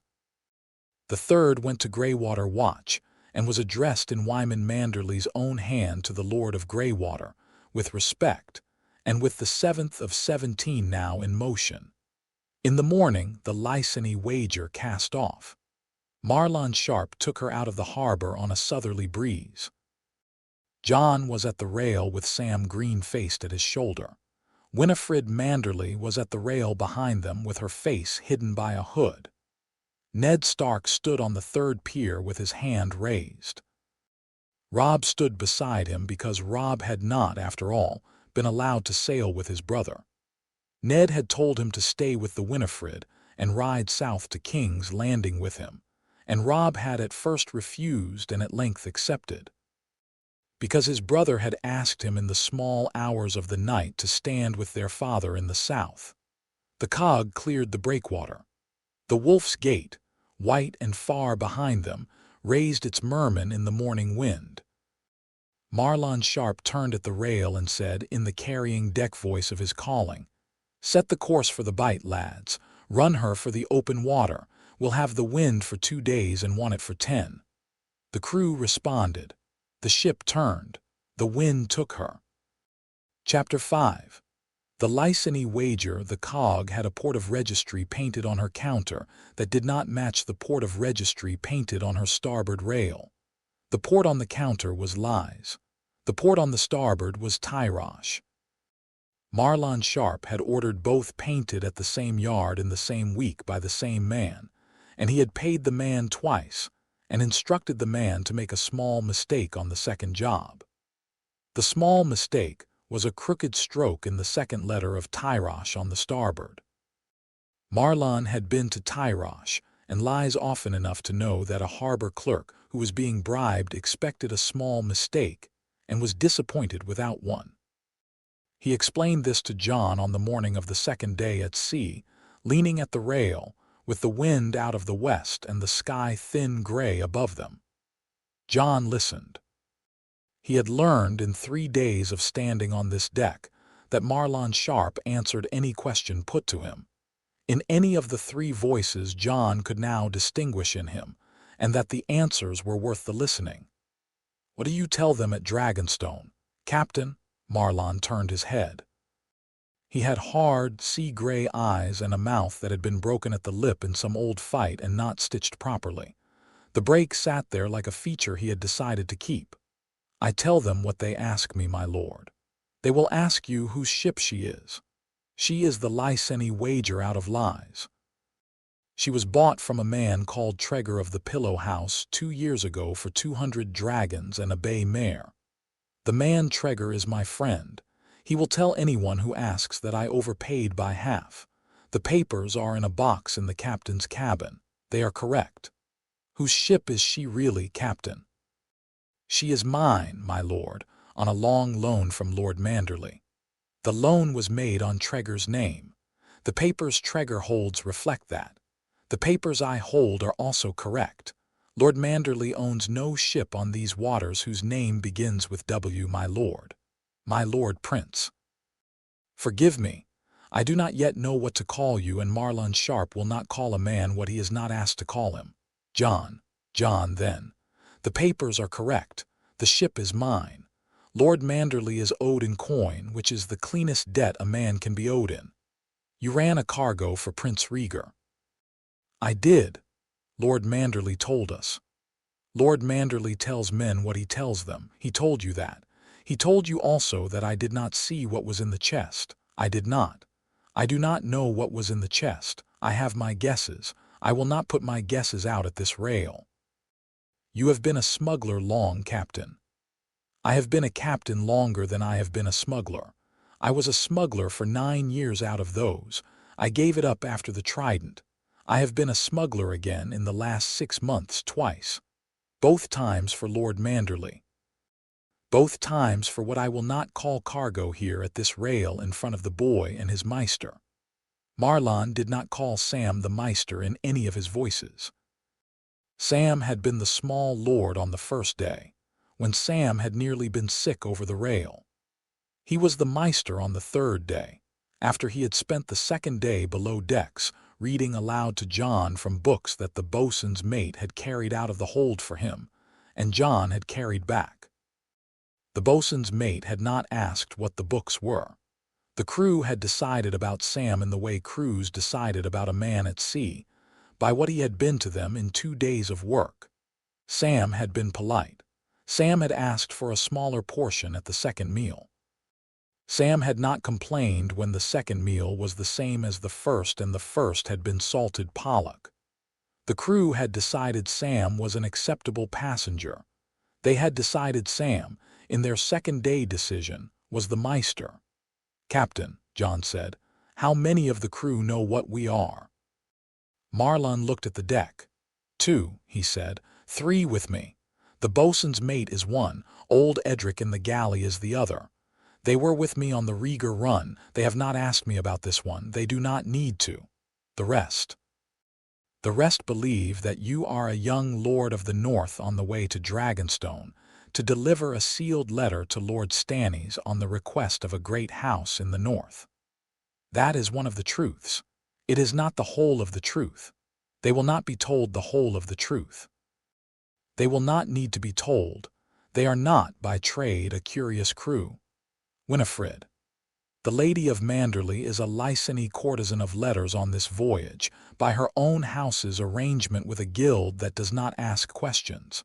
She has the papers. The papers are correct. I would advise her in port to keep the hood up and the cloak loose. The hood and the cloak are correct. Captain, thank you, my Lord Prince, I am paid. That is not why I thank you. Marlon turned the broken corner of his mouth a fraction. Then I am also thanked, my lord, he said. He went forward. He did not turn back. Marlon Sharp was not a man who lingered at a rail after a conversation. Below decks, in the small cabin that had been given to John for sleeping, Sam had cleared the floor of the cabin around a sea chest. The chest was Eamon's, sent down out of the wall by sled and by river, and by cart to White Harbor in the week before they had sailed. And it had been loaded into the Lysany Wager's hold with the kind of careful handling that Marlon's boatswain gave only to chests he had been told were not to be dropped. The chest now was open. Sam was kneeling beside it with a candle in a tin sconce on the floor at his knee. "John," Sam said, "Sam, I have found something. You have been finding things since we sailed." I have found a particular thing now." He lifted out from the chest a thin volume bound in oiled linen. The linen had been oiled 3 times in the last 20 years, by the look of it. The binding underneath was a fawn-gray calfskin worn at the spine and very soft. What is it? It is an account written by a man called Salax of Volantes, in the 17th year of the reign of Enes I. Enes was the second Targaryen king. He was. The account was written in the year that Enes, on the urging of his brother Meager, ordered the Meisters of Oldtown to compile a register of every artifact of old Valyria that had survived to Westeros. The register was kept in Oldtown for 100 years until it was lost. The account by Salax is a copy of 1 page of the register. It is the page on which the chair on Dragonstone was listed. How? The man who copied it for Salax was an acolyte in Oldtown who was given the page on the day of the fire in the upper library. He carried the page out of the library inside his robe. The page reached Volantes a year later. Salax wrote his account from the page. The page itself was lost again. The account survived because Salax was a man who copied his work 7 times and sent it out with 7 travelers in 7 directions. We have one of the 7. How? Meister Eamon's correspondent in Volantes sent it him in the 17th raven of the 2nd year. Meister Eamon did not include it in his earlier correspondence to me because he did not yet know I was learning the High Valyrian. He sent it down with the chest because he knew by the time we sailed that I had learnt enough. "Read it to me, Sam." Sam read it. The reading took some time. Sam read it slowly, sounding out the High Valyrian in the cadence Eamon had taught him to use, with the stops in the right places. John, sitting cross-legged on the cabin floor with his back against the bulkhead, listened. The chest's lid kept open against the bulkhead with a strap of leather, and the candle's light moved over Sam's face in the small swaying of the ship at sea. The register's entry for the chair was 4 paragraphs long. The first 3 paragraphs were what Eamon had told them in Castle Black. The carving from the fragment Arian had brought west, the work of 3 Volantene craftsmen, the seal of the door by Egon I. The 4th paragraph was a paragraph Eamon had not given them. It was a paragraph that had been added in Salax's hand, not the original register's hand, and Salax had marked the addition by drawing a small star at its head. The 4th paragraph said, "And the chair, when it is woken by the right hand, will not be a chair only. It will be a calling. There are eggs in this world that are stone, and that have been stone for some hundreds of years. The calling of the chair will be felt by such eggs, and the eggs that are nearest to the calling, and the eggs that have been closest to a Targaryen hand in the years of their stone sleep, will be the eggs that wake first. I, Salax of Volantes, have not seen this. I record it as the testimony of 3 craftsmen who saw it once in the years after the doom, when a piece of the chair was carried by a Targaryen child across the room where their own eggs had been placed, and the eggs sang back at the carrying. The craftsmen were dragonless. The craftsmen were not dragon lords. The eggs sang back at the carrying nevertheless. This is the calling I record. Sam closed the book. There are no dragons living, Jon. There are eggs. There are eggs. Where? Salax does not say. Eamon. Eamon will know more than Salax. Eamon did not give us this entry in his earlier letters. He may have wanted us to come on it ourselves. He may have wanted to spare us. I do not know which it is. Jon thought about it. He thought about the salt cellar in the back of Wyman Manderley's private sept, and the salt cellar that had been touched by his great-aunt by 3 generations on the second day of every maiden's feast for 40 years, and the way the salt cellar had been cool under Jon's hand. He thought about a girl on the other side of the world that Eamon had spoken of in the tower at Castle Black, the Princess Daenerys, 3 years younger than himself, on the grass sea with her husband the Khal. He did not know if she had eggs near her. He thought it was the kind of thing a Targaryen child of 3 years younger might have been given. Sam, he said, yes, if the chair wakes and an egg wakes, then a hatching. A hatching of what? A dragon, Jon. There have been no dragons in this world for some 150 years. There were dragons for thousands of years before that. There may be dragons again. The world's accounting does not always proceed forwards. Sometimes it proceeds in spirals. You have been reading too much Valentine, Sam. I have. I am sorry. Do not be sorry. Read me the 4th paragraph again. Sam read it again. Jon listened with his eyes closed. He could feel, after the 3rd reading, the cadence of it lodging itself in his head, in the careful old Valyrian rhythm that Eamon had taught Sam to render. The cadence was a thing that was nearly remembered. Jon had thought, in Castle Black, that Eamon's description of the chairs speaking had been an old man's poetry. It was not poetry. It was the only honest description a man could write of a thing that did not speak. The storm came on the 5th day at sea. It came up out of the southeast with very little warning, and Marlon Sharp had less warning than the storm permitted, and the cog was running on a wind that turned wrong in the space of an hour. Marlon had her shortened down before the wind turned. He had her staysail up before the rain came.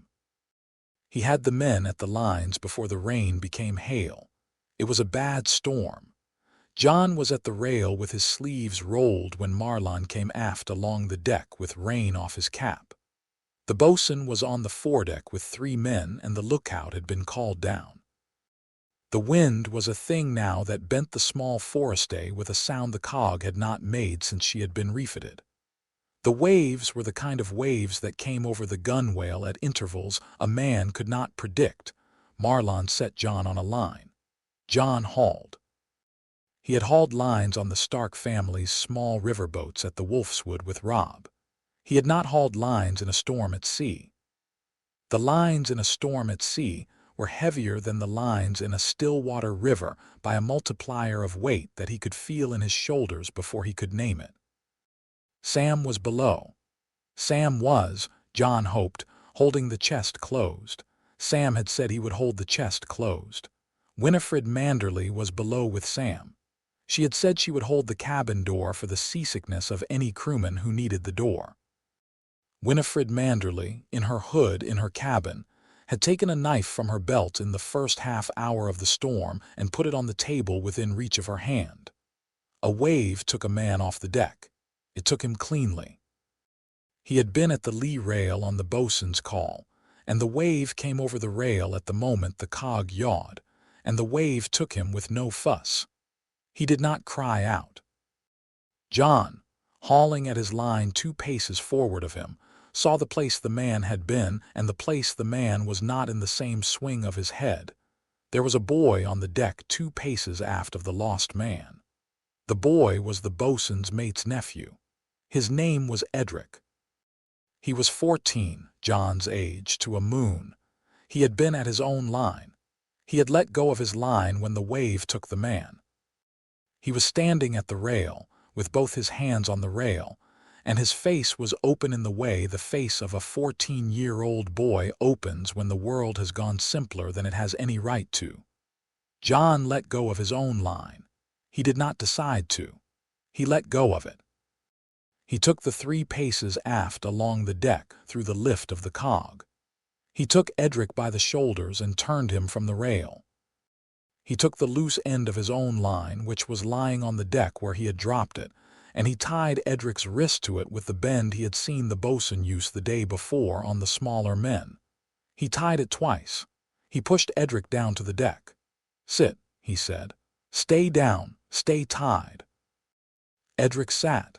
He stayed down. He stayed tied. The wave that came next did not take him. Marlon Sharp on the aftercastle saw Jon do it.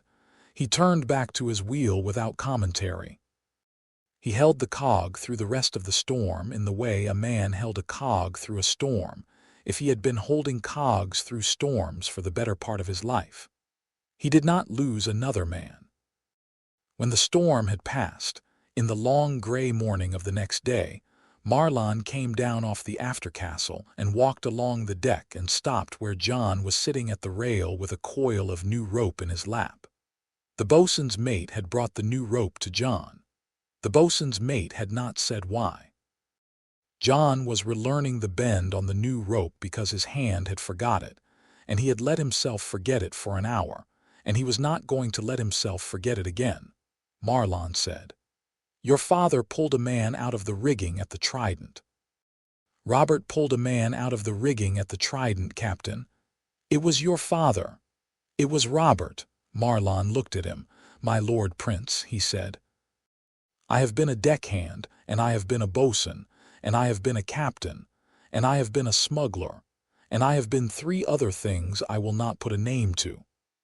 I have heard 3 accounts of the Trident from 3 different men. 2 of the accounts were Rhaegar's in your father's own ear, brought to me by men your father trusted in his cups. The 3rd account was Robert Baratheon's, brought to me by a Stormlands man who did not know what he was repeating. In your father's accounts the man in the rigging was pulled out by your father. In Robert's account the man in the rigging was pulled out by Robert. The man in the rigging is alive on this ship. His name is Edric. He is the old man in the galley. He was 16 at the Trident. He was on a Stark cog requisitioned for the river crossing. I asked him last winter on a long evening in this same cabin which of the 2 pulled him out. He told me his answer." Jon looked up. "Rhaegar." Marlon's mouth turned the broken corner. "Rhaegar," he said, "by his own hand." He came down off his horse on the bank after the battle was done, and he saw Edric in the rigging of the cog on fire. He came across the bank in his armor and he climbed the rigging and he cut the boy out. He took an arrow in the thigh doing it. The arrow was Stark. The arrow was, "Your father has told me by drink, his own." Your father at the bank on his own horse did not know he had hit Rhaegar in the thigh until the next morning, when Rhaegar was dead. Rhaegar cut Edric out of the rigging, and he handed Edric down to a Stark man-at-arms with the words, "Give the boy to the Lord of Winterfell with my regards," and he went on to die at the river crossing an hour later. Edric has not told that story to many men. He has told me. I am telling you. Your father did not pull him out. Your other father did. Jon was very still. "I am sorry to be the man to tell you, my lord. You should know the story your house carries about you, and you should know what part of it is which house's. The pulling out of Edric is Rhaegar's part. The arrow that killed Rhaegar is Robert's, not Ned's. The arrow was my Lord Prince Robert's. I do not know who told you it was your father's. The story has been rearranged in the keeping, perhaps to spare you. I will not rearrange it. You may rearrange it back in your own head if you wish." He bowed slightly at the broken corner of his mouth. He turned and went forward. Jon held the coil of new rope in his lap for some time.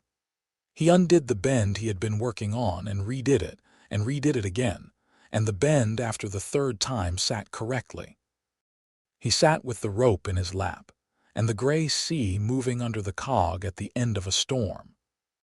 Below, in the cabin, Sam was at the chest with Winifred at his shoulder, and Winifred was reading aloud a passage Sam had pointed her to in another book Eamon had sent. And the passage was in a cadence of Valyrian that Sam had not learned, and Winifred had. And the cadence was the cadence of a prayer that had been said in Volantes on the second day of a high feast for some hundreds of years by women, whose great-grandmothers had been Hightowers.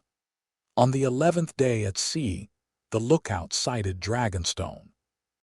The island rose out of the sea black against the eastern sky. The Dragonmont was a slow gray-purple shadow above it, and the great seaward gargoyles of the fortress at the island's foot were the kind of detail that a man saw at a sea league out only because his eye expected to see them. Saul Trust ran in the iron of the harbor gate, visible in a thin red streak across the center of the gate, with the morning sun behind the island enough to bring the color up. JON stood at the rail. Sam stood beside him with the chest straps in his hand. Winifred Manderley stood half a pace behind them with her hood up. Ghost stood at JON's heel and did not look at the island.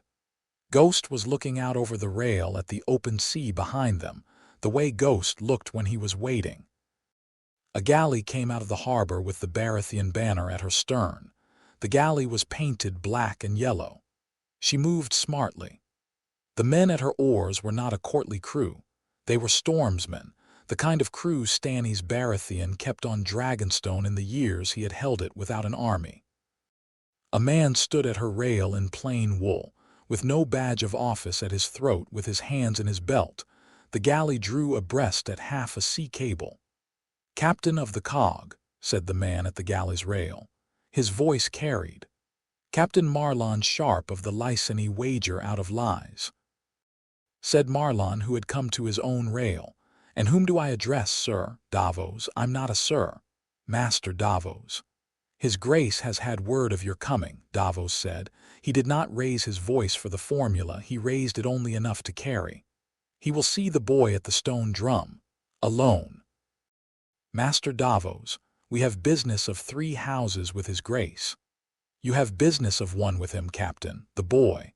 He will see the boy alone. The rest of your party may come ashore. The rest may not come into the stone drum without a writ. I will not say more from the rail. Bring her in." The galleys cleared. The cog came in on the channel. Marlon brought her up at the pier with the small, precise touches of a man who had taken cogs into harbors rougher than this. The lines went over. The plank went down. Jon Snow stepped down onto the wood of the pier.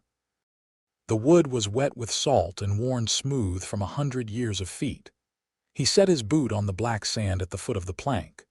The sand was the kind of black he had read of in Sam's books, but had not yet seen. Volcanic, glass-edged, fine as a fine pepper. The wind off the Dragonmont smelt of sulfur and salt in equal measure. Marlon Sharp's hand came briefly to Jon's shoulder from behind. The hand pressed once and lifted. Marlon turned back to his deck without a word. Davos Seaworth came down the pier from the galley. He had set foot on the pier ahead of Jon and walked along it without hurry, and he stopped at 3 paces from Jon and looked at him with the small, careful look of a man who had been smuggling and judging cargo for a quarter of a century. He did not bow. "Lord Snow," he said. "Jon," Jon said. "Master Davos, this way." Davos turned. He walked. Jon walked. Sam came behind him with the chest straps in his hands and Winifred a pace behind Sam with her hood up. Ghost walked at Jon's heel. The wind off the Dragonmont moved in the gargoyles' open mouths above them as they went up from the harbor, and the gargoyles' mouths made the small, low sound that gargoyles made when the wind was the right size for the throat. Chapter 6. Stannis. The climb from the harbor to the stone drum was longer than it looked from the pier. The road was cut in switchbacks up the lower flank of the Dragonmont, and at each switchback the road passed under a carved gargoyle that the Valyrians had set there as warning or as ornament or as both. The gargoyles were of basilisks and of cockatrices, and of dragons in attitudes no living dragon had ever held. The road was paved in the same black glass-edged sand that the harbor was set in, packed and oiled and worn smooth by the boots of 3 centuries. Davos walked at Jon's elbow.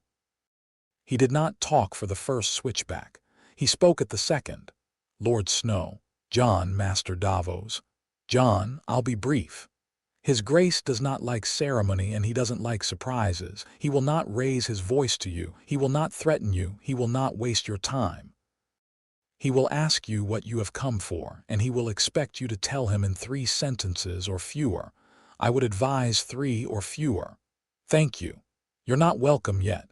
You may be welcome later if you survive the audience. I'd advise the truth." I had not planned a lie. "I didn't think you had." Davos glanced down at Ghost padding at Jon's heel. "Your wolf comes with you. He goes where I go. His Grace doesn't like dogs in the painted table chamber. He is not a dog. He's a wolf, Lord. His Grace knows the difference. He doesn't want either of them in his chambers. Will you leave the wolf at the door?" Jon considered. "At the door," he said. "Not further." "Done. The doorman of the chamber is a man called Brian. He's mine. He'll keep the wolf, and the wolf will not be hurt by him, on my word." "Your word is enough." Davos's mouth made the kind of half-smile that did not commit to either side of the broken corner. He turned away up the road. At the gate of the stone drum, 2 guardsmen in black with the crowned stag of Baratheon stood at attention. They did not move as Davos came up. They looked through Jon as if he were a wave on a flat shore. Davos went through. Jon went through. Sam, with the chest, came after. Winifred was a pace behind Sam. Ghost stopped at the gate. He did not need to be told. Brian, a small, wiry man whose breastplate had been polished by a man who had grown up in a forge, came forward at Davos's nod and put one careful hand on Ghost's shoulder. Ghost did not turn. Ghost would stay. Inside the stone drum, the corridors were lit by smoky lanterns at intervals. The walls were the carved Valyrian stone that the Meisters had written of in their histories, but that Jon had only read about. Stone fused in the carving by dragonfire, smooth in the way poured glass was smooth, with the seams between blocks worn down to the thinness of a hair. The corridors ran in long curves around the inner core of the drum. They climbed. The painted table chamber opened off the second landing. The door was iron-bound and very heavy. 2 more guardsmen stood at it. Davos opened the door himself. The chamber was a wide circular room with a domed ceiling and a great carved table at its center. The table was the chamber's purpose.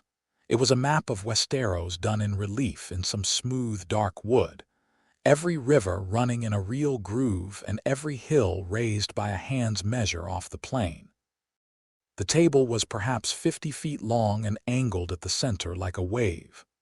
At the far side of it, where the carving was the Dornish marches and the painted salt waves of the narrow sea, a man stood with one hand resting on the place that was Dragonstone. Stannis Baratheon was not a tall man. He was tall in the chamber because no one in the chamber stood while he was standing, except the woman in red who stood beside the eastern hearth, and who, by the way she did not flinch at his shoulders, did not register as a person on the table to him in the way the rest did. He had a hard, narrow face and a beard cropped close to the jaw and very dark hair pulling back at the temples in 2 narrow inlets. His eyes were the color of an old steel that had been polished many times. He did not greet them. He did not sit. He waited. Davos went to his place at the table, 3 paces from Stannis on Stannis' side. He inclined his head. Stannis did not return the inclination. Davos did not seem to expect him to. "Your Grace," Davos said, "Lord Jon Snow, of Winterfell, or, I am instructed to say, of the Wall. Or, forgive me, Your Grace, the 3rd style is the one your letter from Castle Black named, and the 3rd style I will not say here without your leave."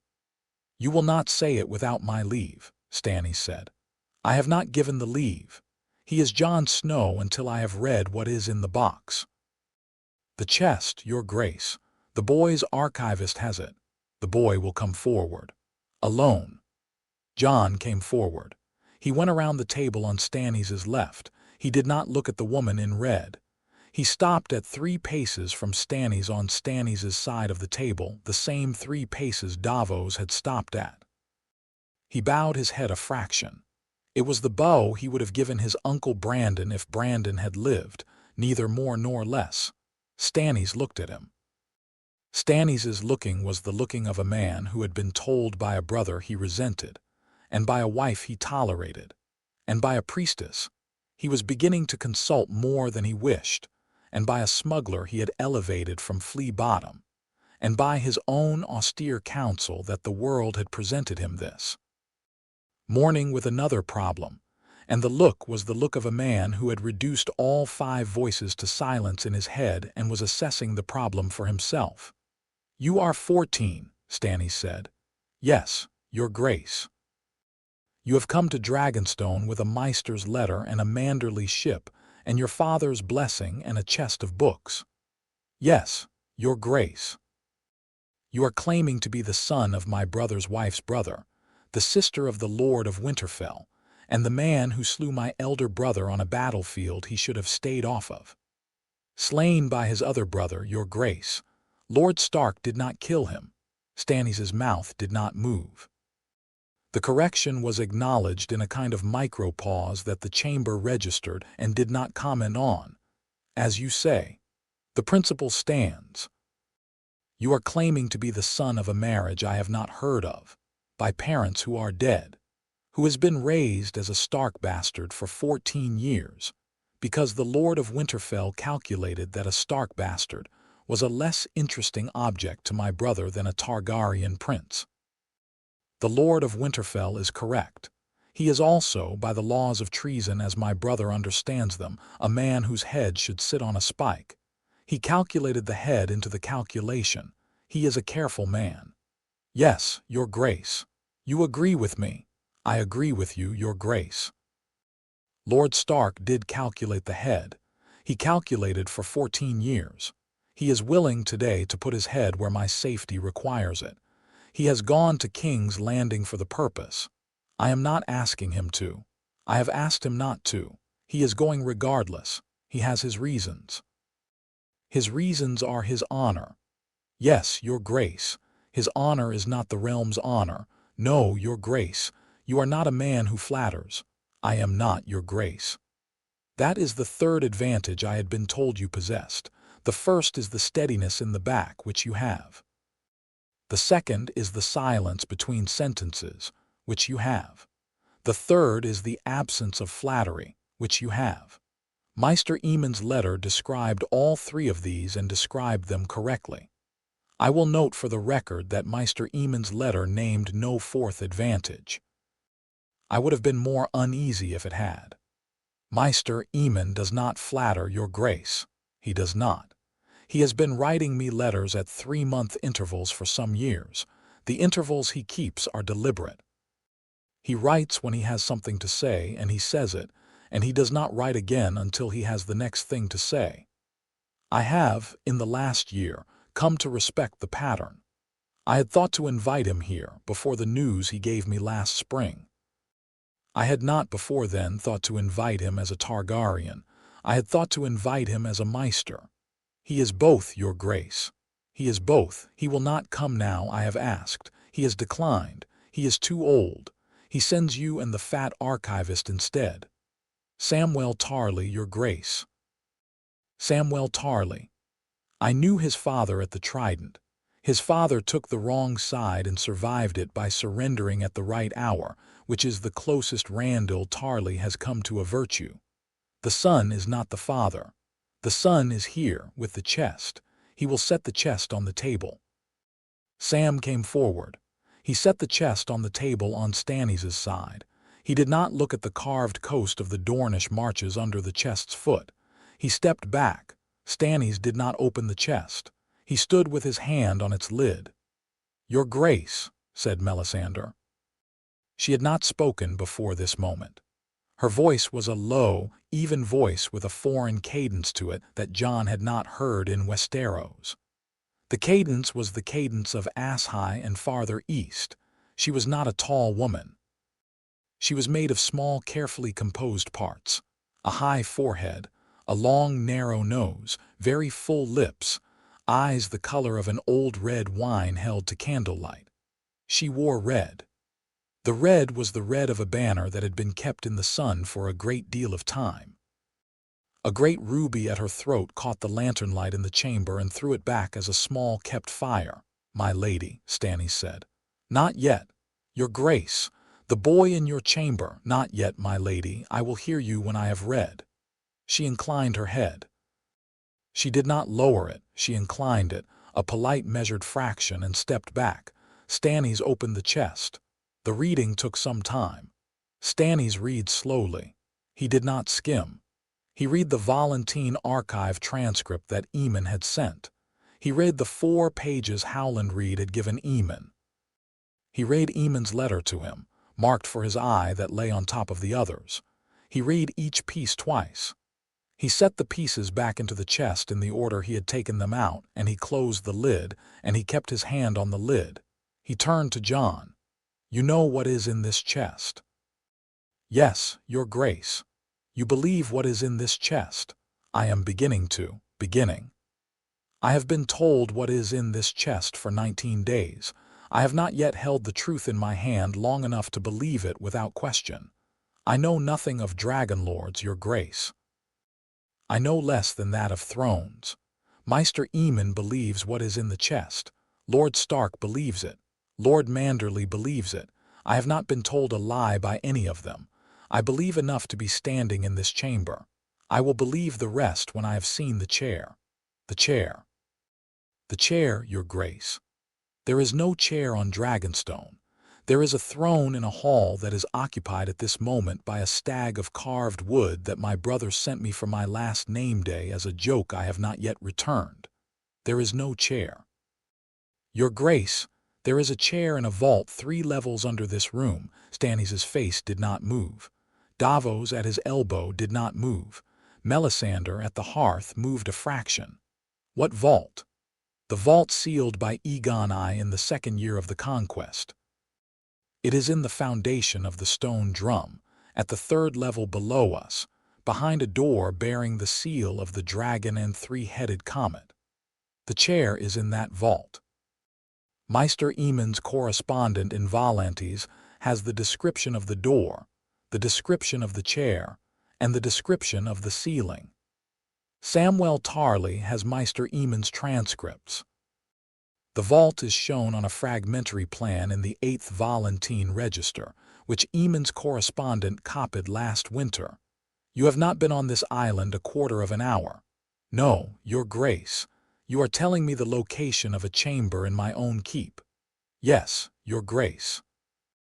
You believe you know where the door is. I believe Maester Aemon knows. He sent the plan with us." Stannis looked at Davos. "Davos. The plan."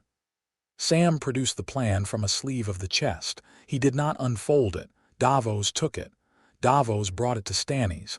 Stannis took it without looking at Davos. He unfolded it on the corner of the painted table over the carving of the Stormlands. He stood over it for some breaths. He did not say what he saw.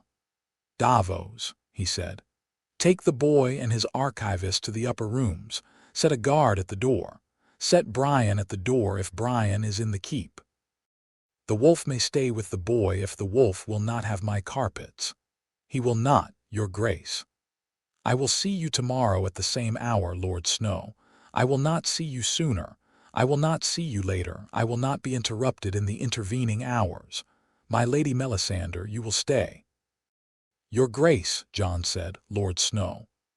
I will not be on these stairs in the night. You will not. I will have your word." "You have it." "Word given. Davos, take him." They went out. Davos went ahead. Sam followed Jon. Winifred had not come into the painted table. She had stayed in the antechamber. She fell in with them as they came out. The door of the chamber closed behind them with the iron-thick sound of an iron-bound door of an old Valyrian keep, and the sound carried, In the corridor, 3 paces beyond the door, Davos stopped them. 3 things, he said. First, His Grace will read the plan tonight. He will check the plan against his own knowledge of the keep, which is 6 months thorough and 4 years patient. The plan will check out. He has been wondering for 2 years why the foundations of the stone drum on the seaward side have a column spacing the rest of the keep does not have. He has been measuring it on quiet nights. He will read the plan, and he will read his own measurements, and the 2 will line up. He will not tell you tomorrow whether they line up. He will let you find out. Second, he does not yet trust you. He will not trust you tomorrow. He may trust you a little after tomorrow, but he will not say so. He trusts evidence. Be the evidence. Do not be the boy. Third. Davos looked at JON. The smuggler's eye had narrowed by a thread. The Lady Melisandre has been seeing something in her flames for some weeks. She has not told His Grace what she has seen. She has been waiting to tell him, I believe, until she knew what to call what she has been seeing. She will call it tonight. I do not know what she will call it. You will know in the morning. What does she think she sees, Master Davos? She thinks she sees the prince that was promised. I will not tell you what the prince that was promised is. Ask your archivist. Ask him quietly. Do not say the name in this corridor. Thank you. Be careful, Lord. He turned and went back down the corridor. He did not look back. The corridor's lanterns burned at their long intervals, and Davos's shadow lengthened and shortened in succession as he went under them. And Davos's boots made the regular sound of a man going to do a hard thing he had decided on by his own count. The upper rooms were a small suite of 3. A sitting room with a hearth, a sleeping room with a single bed, a maester's reading room without a maester. The fat archivist took one look at the reading room and exhaled in a way that was not quite a sob, and he set the chest down on the long table, and he began, without speaking, to lay out its contents in the order he had been laying them out since Castle Black. Winifred Manderley, who had been a quiet presence at every door, set herself at the second chair without commentary and drew a candle to her left elbow and opened the topmost book. Ghost came in. Brian the doorman had walked the wolf up the staircase at heel. Brian left Ghost at the door of the suite without a word and bowed himself out. Ghost crossed the sitting room and lay down across the rug in the place that put him at the angle of the room from which he could see all 3 doors. JON stood at the window. The window was a small square of leaded glass that looked out over the seaward face of the Dragonmont. The sky over the sea was the late gray of an autumn afternoon at a southern latitude. The Dragonmont rose at his right shoulder like a sleeping animal. Below, on a terrace cut into the rock at the lower keep, a smaller stair switched back and forth and disappeared into the lower flank. Sam, he said. Yes, JON. The prince that was promised, quickly, without raising your voice. It is a prophecy of our Lord, the Lord of Light, that has been told in Asshai for some thousands of years. A prince will be born in salt and smoke, and his coming will mark the long battle against the great other. The prophecy has been retold in Valyria. The Targaryens have, in some accounts, kept their own form of it, with the names of Aegon and a song of ice and fire. The Asshai form is older. The Valyrian form is more specific. The Asshai form does not say what the prince will do. The Valyrian form says he will sing back the long night. Neither form says when. The Arlor priestesses look for him in the flames. They have been looking for him for some hundreds of years. She thinks I am him. She may think you are. She may think your sister is. She may think you and your sister together are. The prophecy admits readings. The prophecy is not a single prince in some readings. In some it is a song of 2 voices. I do not know what the lady sees in her flames. I will know more after tomorrow. JON stood at the window. He did not name what was inside him. He had named it once already this season. He did not need to name it again. He was a Stark-trained boy with a Targaryen ring under his pillow on a strange island in autumn. And the chair in the vault below his feet was the chair Aemon had described in Castle Black. And the woman by the hearth in the chamber below had been waiting for him in her flames for some weeks of nights. And the man at the table with his hand on a chest had read his evidence and had not yet decided how to read him. He thought, "I will not be a flame for any priestess." He did not say the thought aloud. He held it. He turned from the window.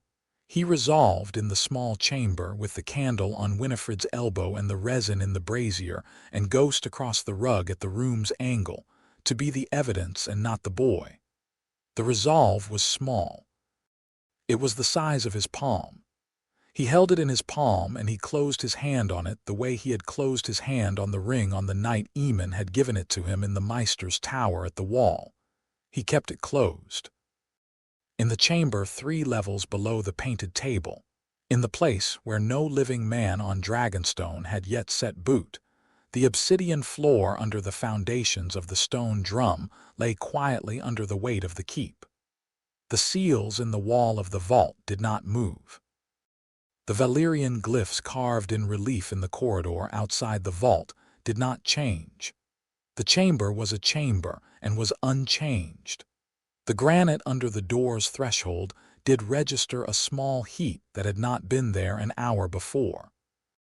The heat was the heat of a young man's palm placed against a square of leaded glass 3 levels above. The granite did not know the source of the heat. The granite registered the heat. The threshold stone, at one place near its outer edge, was 1/4 of a degree warmer than the rest of it for an hour. And at the end of the hour the 1/4 degree faded back. In her own tower, Melisandre of Asshai threw a powder onto the brazier she kept in her sanctum. The brazier was a brazier of black iron set on a pedestal of bone. The powder was the dust of a particular root that she had carried from Voluntees. She had not used the powder in 7 weeks. She used it tonight because she had been told in the chamber what she had needed to be told before she could read what the flames had been telling her for 14 nights. She knelt at the brazier and she looked. She looked. She named, very quietly, what she had seen, the prince that was promised. She named him by the name she had been told to read. And the name she had been told to read was a name in the older form of the Valyrian, in the cadence of the Song of Ice and Fire. And the cadence was a cadence she had thought she had been hearing for the wrong prince and had now, with her hand at the brazier, decided she had been hearing for the right one. She did not weep. She had been a priestess of Arlor for some 20 years and had not wept in any of them. She bowed her head over the brazier. She remained bowed. The flame at the heart of the brazier moved in the long, slow way the flame at the heart of a brazier of black iron on a pedestal of bone moved when the priestess kneeling at it had asked the question with the right name in her mouth at last. She rose. She went out of her sanctum. She went down to the painted table to tell her king. Chapter 7. 3 levels down Davos Seaworth had not slept. He had sat in his cabin at the lower keep until past the 3rd bell, with his wife's last letter folded on the table beside a horn of small beer, and the lamp turned down to the 2nd wick.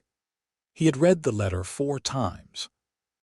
Maria had written it from Cape Wrath, where she was keeping the boys, and the letter had not been about anything in particular, which was the kind of letter Maria wrote when she had nothing in particular to write about, and a husband on a service in a chamber she did not understand the shape of.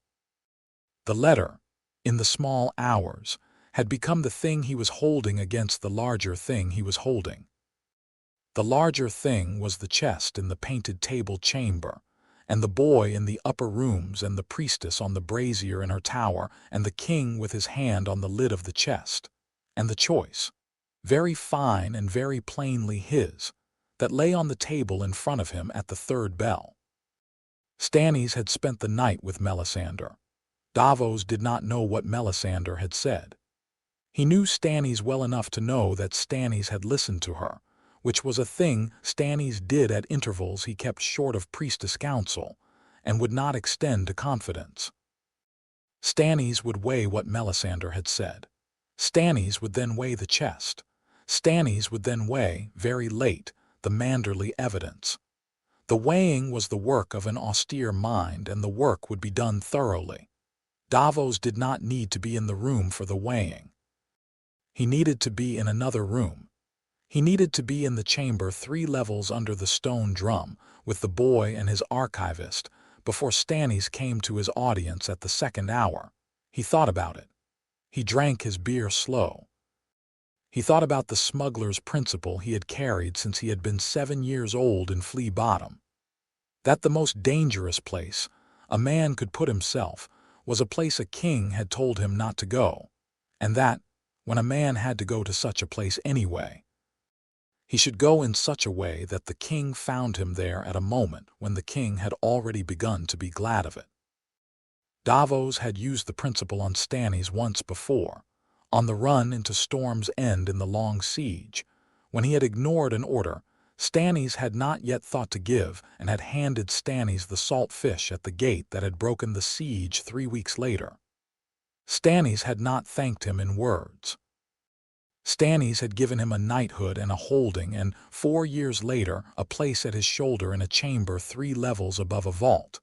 The thanks were the placement. Davos understood the placement. He put down the cup. He folded Maria's letter and put it inside his doublet. He went out. The corridor at the 3rd bell was a corridor of small lanterns and longer shadows. The guards at the 2nd landing were Davos's, by Davos's quiet arrangement of the night roster 2 days before. He had set the friendliest of his own men on the corridor because he had begun to suspect, 2 days before, that a corridor might want friendly men in it. They did not see him pass. They saw a man pass who looked like Davos. He came to the door of the upper suite. Brian was at it. Brian was Davos's man more than he was Stannis's man. Brian lifted his chin a fraction. "Lord, Brian, open. His Grace. I have not had his order against this. I have had a small, careful absence of an order. I will not press you further than that. I will tell His Grace in the morning that you did your duty. I will mean it." Brian opened. Davos went in. JON was already up. He was at the table in the reading room. He had not slept either. Sam was asleep at the 2nd table with his head on a folded cloak and his hand on an open book. Winifred Manderley was awake. She was at the window with a candle on the sill and a book of Valentine prayer open in her lap, and she did not seem surprised to see Davos. She inclined her head at his entrance. "Lord Davos," she said, "my lady, wake the archivist, we are going down." "Where, Master Davos?" JON said. "You know where, Lord, you have been waiting for the where." JON stood. He did not waste time. He took up his cloak from the back of the chair, and he took up the ring from where he had left it on the table by the chest, and he put the ring on his hand. The ring had had no stone when Aemon had given it to him. It had a stone now, because Maester Aemon had, before they sailed, set a small piece of obsidian into the setting and pressed it home. The obsidian had come out of a piece of dragonglass that had been on the wall since the building of the wall. The setting fitted. The ring had a weight now that the ring without a stone had not had. Sam came awake at Winifred's hand on his shoulder. He blinked. He was a man who came up from sleep in stages, and he came up through them. "Are we going?" "We are going, Sam," JON said. "Bring the plan." "Yes, bring the 3rd book also, the Salax." "Yes, bring nothing else." Sam looked at the chest. "I would bring the seal rubbing." "Bring the seal rubbing." Sam brought the seal rubbing. The seal rubbing was a piece of vellum onto which Aemon, with the help of a Valentine craftsman 3 years before, had taken a careful charcoal impression of the seal of the dragon and 3-headed comet from a 3rd century carving in the cellars at Castle Black. The carving had been made by the same hand in the same year that had made the seal that had been placed on the door of the vault on Dragonstone. The vellum was the same vellum as the door's seal in every line. They went out. Winifred did not come with them. She stayed in the upper rooms with the chest, by Jon's quick instruction, because the upper rooms could not be left empty. Brian at the door bowed them on. Ghost came to Jon's heel. Davos did not take the main staircase. He took a service stair that ran behind the kitchens and came out, 2 levels lower, in a corridor that he and a particular cellarer had used for moving wine for some 4 years. The cellarer was asleep at this hour. The corridor was the corridor of a man who knew his keep, and who had been keeping his knowing quiet. The corridor descended in long, shallow steps. The lanterns were further apart on this stair.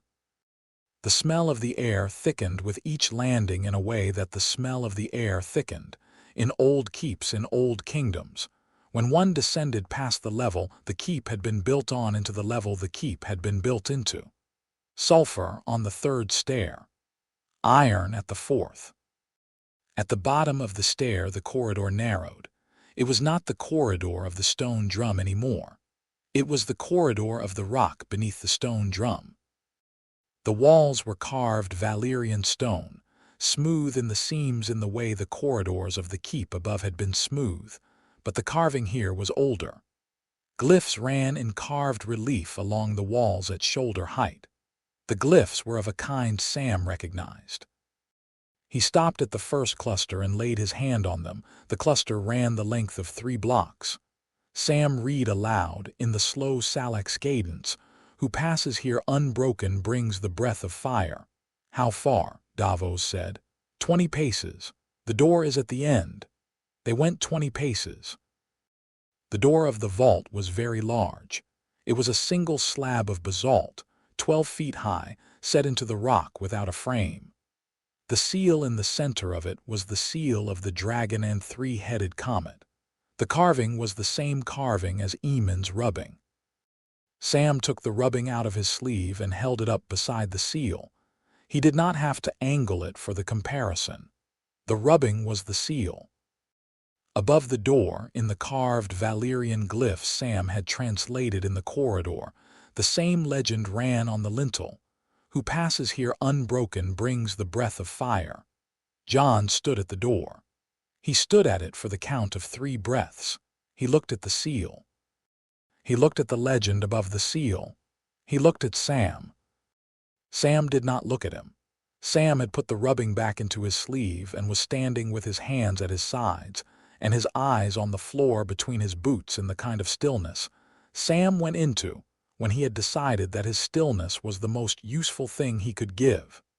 "Master Davos," Jon said, "if this door opens, the stone drum will know.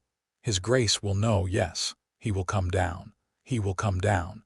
He will come down quickly. He will not come down with steel against you.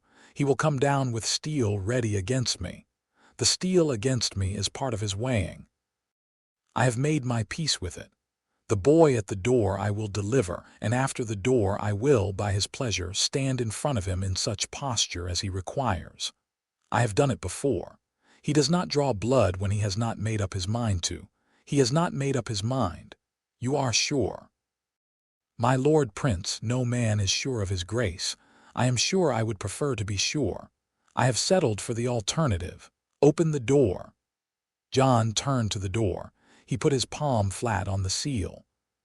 His palm was the palm of a 14-year-old boy who had been on a ship for 11 days, and a road for 19 days before that, and at a wall before that, and at Winterfell for 14 years before that.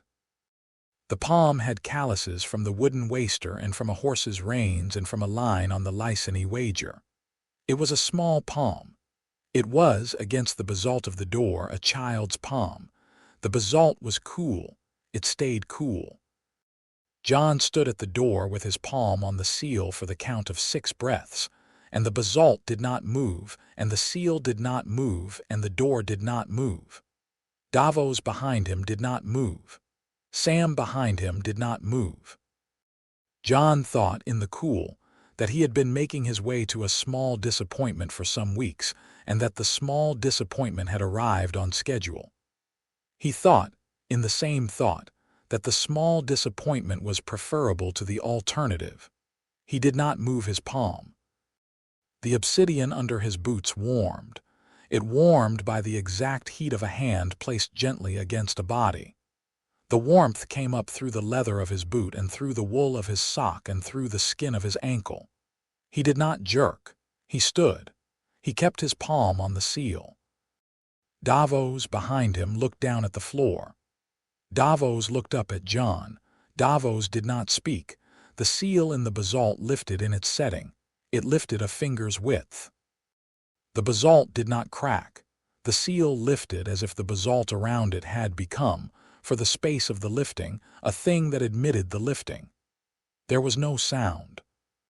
The door's mechanism, which had been a Valyrian mechanism of poured steel and counterweighted glass 317 years before, began, in a low, slow turn, to move.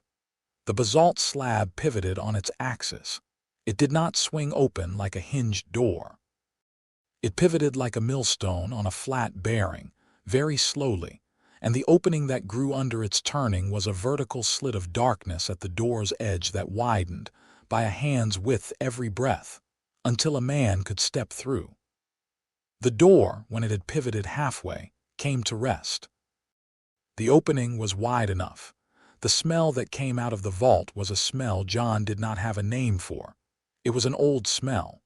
It was not stale. It was the smell of a thing that had been kept clean by being kept sealed. It was iron and salt, and the cool, dry stone of a vault that had been carved out of the rock beneath a volcano.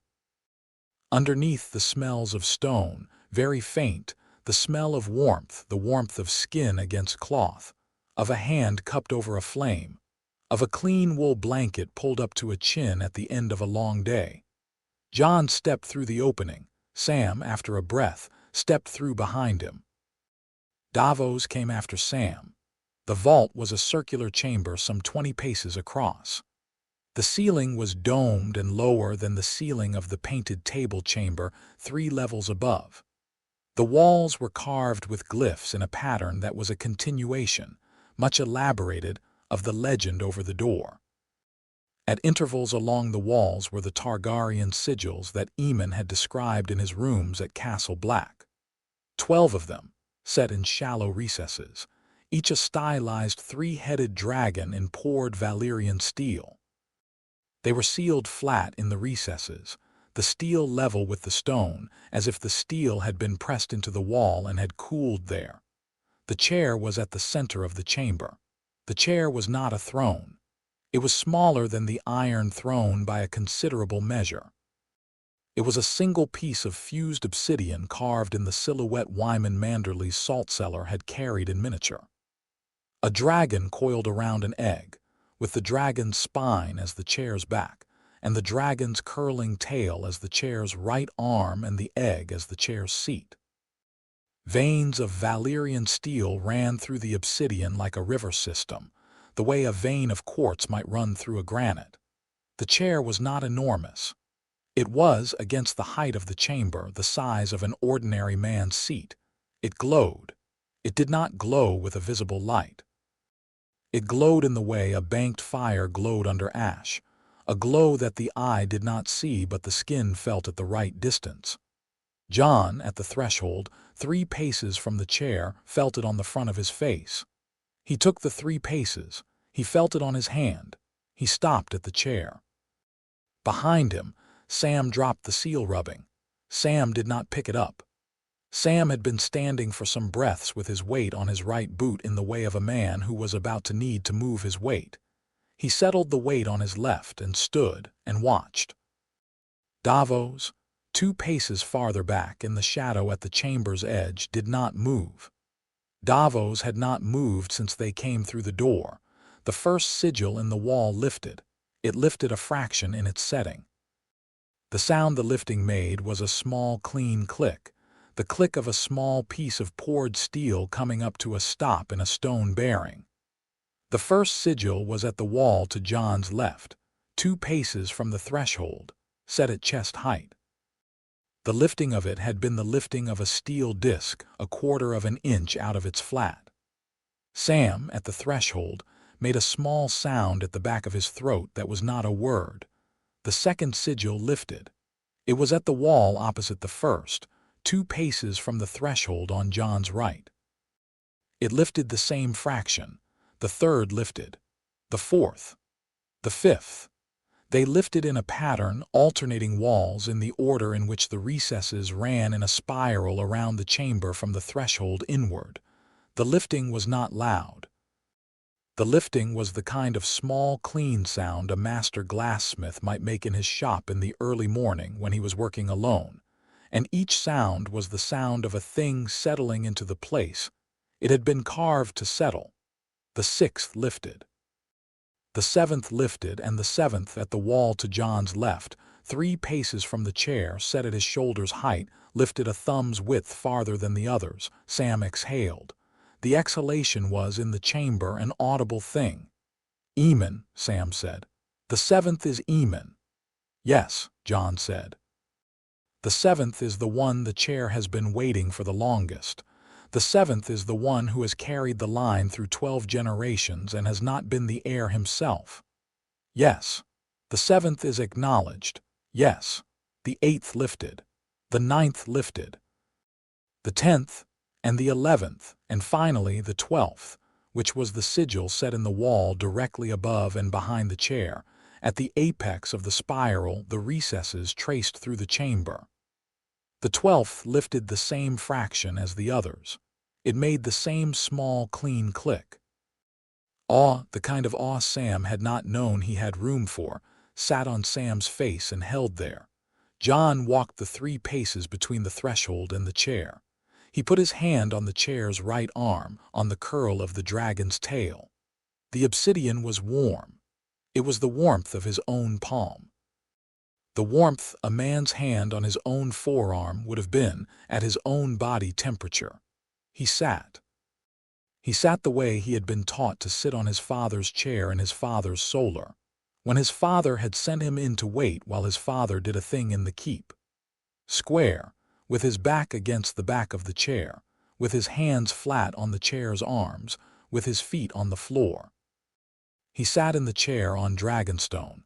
He looked at the threshold. He did not feel the chair accept him. He felt the chair under him in the way a chair was under a man, a hard, smooth seat. The seat was warm. The arms were warm. The back of the chair against his back was warm. The warmth was the warmth of his own blood. He could feel it on his back in the way a man feels the heat of a fire he is sitting at. But the fire he was sitting at was himself, given back to him by the chair. The air in the chamber thinned. The lantern in Davos's hand at the door guttered, twice. The pressure of the air on Jon's ears changed by a fraction. The chamber answered his pulse. That was the cleanest way Jon would, much later, render it to himself. The floor under his boots, the walls at his back, the dome above his head. Each of them, at the half-beat between his pulses, made a small responsive resonance, the resonance of stone that had been struck with the right hammer at the right place. He could not have said where it came from. It came from everywhere in the chamber at once, and it answered him, and it was not loud and was not a sound he could have pointed to with a finger. But it was there, and it was his. Davos, at the chamber's edge, knelt. He went down on his left knee. He had not knelt to anyone but Stannis since Stannis had raised him out of Flea Bottom. He knelt now because what he had seen required it, and because the smuggler in him knew, before the knight in him knew, that the cargo on the chair was the cargo it had said it was. He bowed his head. "Your Grace," Davos said. "Master Davos," Jon said. "Stand up, my Lord Prince, stand up, Davos. You will kneel to me later if you wish. You will not kneel to me first." Davos stood, boots on the stair. The boots came down the service stair fast. They were not the boots of one man. They were the boots of 5 or 6 men in mail. Davos turned his head a fraction toward the door. He had been waiting for the boots. He had been counting them in the back of his head from the moment the first sigil had lifted. Stannis Baratheon came through the door of the vault. He came through it with 2 guardsmen at his shoulders and Melisandre half a pace behind him in red. He had a hand on the hilt of his sword. He did not draw the sword. He came 3 paces into the chamber and he stopped and he looked. He looked at the chair. He looked at JON on the chair. He looked at the 12 sigils raised in their recesses on the walls. He looked at Davos, who had stood up out of his knee a moment before and was at the chamber's edge with his hands open at his sides. The 7th sigil, at the wall to JON's left, lifted again. It lifted a hair's width farther than it had lifted at the first round of liftings. The little additional lift coincided in time with Stannis's 3rd step into the chamber, the step that brought him fully past the threshold. Stannis stopped. He looked at the 7th sigil. He looked at JON on the chair. He did not speak. The chamber held its breath. Davos did not move. Sam at the threshold did not move. Melisandre, half a pace behind Stannis, raised her chin 1/4 of an inch. Stannis's hand left the hilt of his sword. He did not let it go. He moved it. His hand had been on the hilt as the hand of a man came to a chamber, prepared to do a thing with a sword. The hand moved off the hilt as the hand of a man who had decided, in the doorway, that the chamber did not require the sword. The hand came to rest on his belt. JON, on the chair, did not move. The chamber breathed at the half-beat of his pulse. Chapter 8. The recognition for the count of 7 breaths. No man in the chamber moved. It was Stannis's count. He had spent the descent of the stair preparing the count without knowing he was preparing it. He had spent the 3 steps across the threshold spending it. At the 7th breath, he spoke. He spoke quietly. The chamber, in its new breathing, gave the quiet of his voice the weight of a louder voice in a smaller room. My Lord Snow, your grace, you have been in this chamber 4 minutes by my reckoning. By mine also, your grace. You did not run from me on the stair. I did not, your grace. You did not draw a weapon. I have not brought a weapon, your grace. Master Davos asked on the road up from the harbor that I leave my dirk in the upper rooms. I left it. Stannis's eyes moved a fraction toward Davos. Davos met the look without flinching. Stannis's mouth did not move. You sat on the chair. Yes, your grace. You knew the chair would take you. I did not know, your grace, I had hoped. The chair has taken me. I do not know what that means yet. I am not assuming what it means. It means, said Melisandre, what the Lord of Light has shown me. Not yet, my lady. Stannis said. He did not turn his head to her, your grace, my lady. Not yet. She inclined her head a fraction. She stepped back. Stannis looked at the 7th sigil. The sigil had lifted again at his entrance. He had noted it. He was not in his head ignoring it. He turned his head back to JON. The chair has been here 3 centuries. 3 centuries and 17 years, your grace, by Maester Aemon's reckoning. It has not been touched in those years. It has not, your grace, by any Targaryen. By any Targaryen. The line did not produce a senior ere the chair could read. And now produces you. Yes, my Lord Snow, your grace. I will not call you king.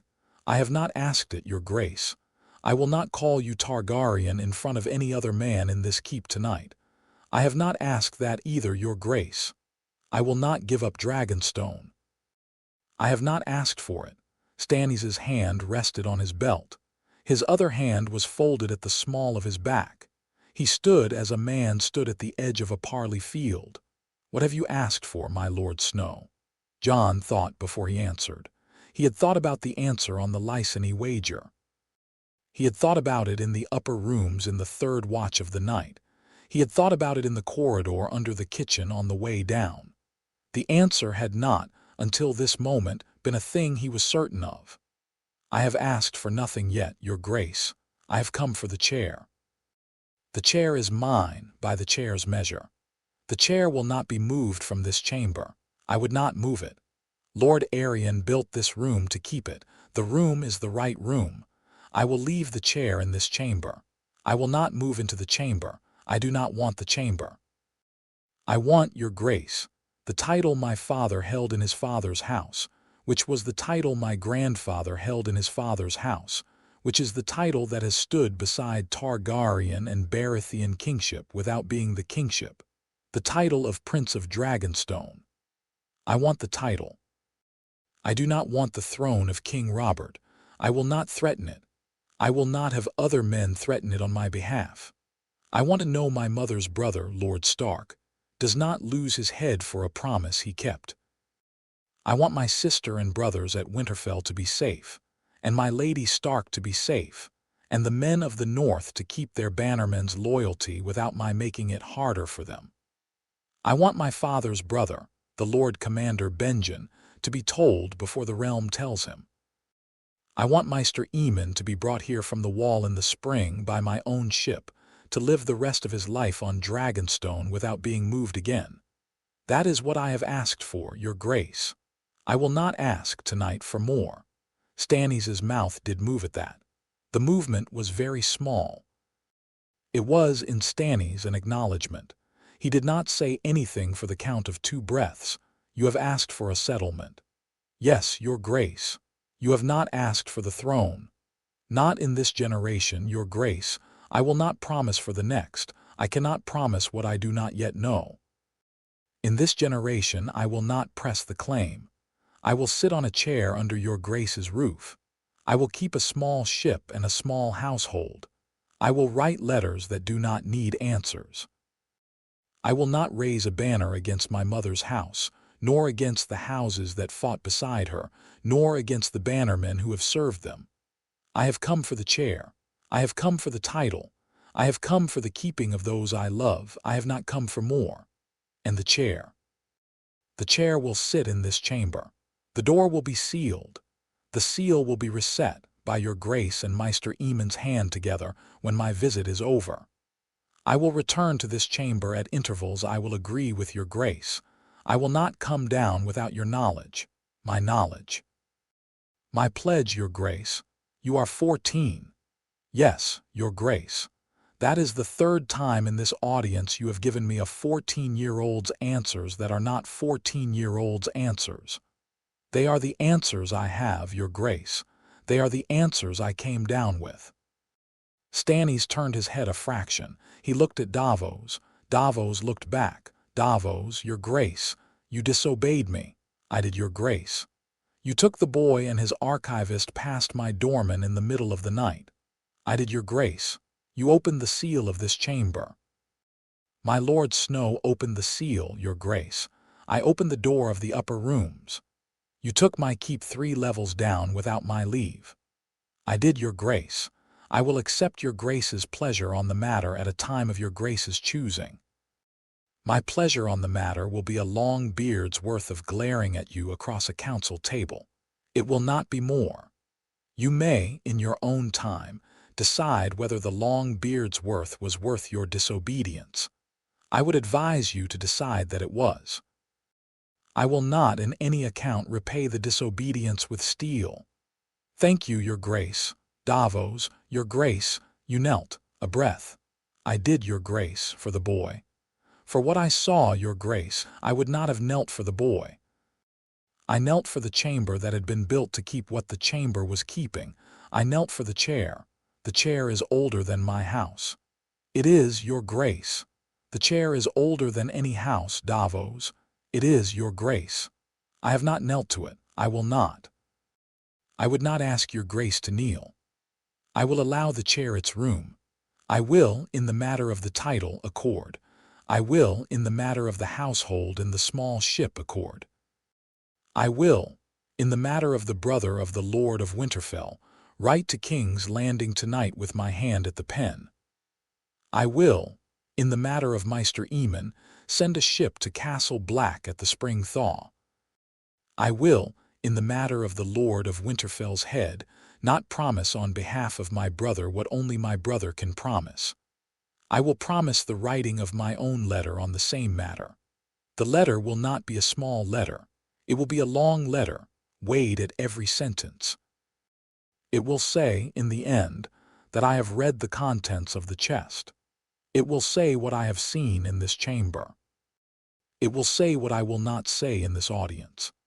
That the chair has, by its own measure, recognized the son of my brother's wife's brother as the senior heir of the Targaryen line. That I do not concede the throne of Robert Baratheon to that heir.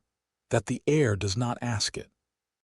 That I will hold Dragonstone under my own banner with the heir as Prince of Dragonstone under my regency, until he comes of age, or until a council convened of the realm acts on the recognition. I will sign the letter. My Lady Melisandre will not sign it. Davos, you will sign it as my witness. Davos bowed his head. Your Grace, my Lord Snow, your Grace. I will require demonstrations. Your Grace. The chair has lifted 12 sigils for you. The lifting is impressive. The lifting is not, by itself, a thing I can put in writing to my brother. The chair, by Maester Aemon's letters, does 3 things. The lifting is the first. I will require the second. The calling. The calling. Your Grace. There are no dragons living. There may be no dragons to answer the calling. There may be eggs. Maester Aemon's letters have intimated as much. I do not know where the eggs are. I do not require eggs to hatch tonight in this chamber. I require some demonstration of the calling in such form as the chair will give. The calling is a thing my brother will want to read about. The lifting is a thing he will not understand. The calling, even at its smallest, is the kind of demonstration the realm reads. I do not know what the chair will give, Your Grace. Then we will go to a place where the chair has given before. The Dragonmont has dragon pits. There is a pit at the eastern terrace, a pit dug at the time of the Dance of Dragons, in which Sunfire laid his last clutch. The clutch was, by the histories, taken away in the year after the dance, and the pit was emptied. The pit has been empty for some 170 years. The pit is the place at this keep where the most concentrated trace of dragon's presence remains. The chair has, by Aemon's accounts, called along resonances of trace as well as resonances of egg. I will see if it calls there. We will go there tonight. Your Grace. You agree? I agree, Your Grace. Then come up. The chamber will be sealed behind us. Davos, the door. Davos went to the door of the vault. The basalt slab still rested at the half pivot it had come to. Davos put his hand on the edge of the slab. The slab moved at the pressure of his hand the way a millstone, on a flat bearing in good oil, moved at the pressure of an ordinary man's hand. Slow, even, sure. The slab swung back to the wall. The seal in the center of the door settled. By some thread of the mechanism, JON did not have eyes to follow, back to its level in the basalt. The chamber was sealed. The corridor at the doors outside was the corridor it had been. The legend on the lintel was the legend it had been. The glyphs in the wall were the glyphs they had been. The sigils in the chamber wall behind the closed door were, JON knew, lifted in their recesses. They would, he knew, settle back when the seal of the door had been reset by the king's hand and the maester's hand together in the morning. They would lift again the next time he stood at the door. That was the chair's arrangement. They went up by the service stair. Stannis went first. Davos went last.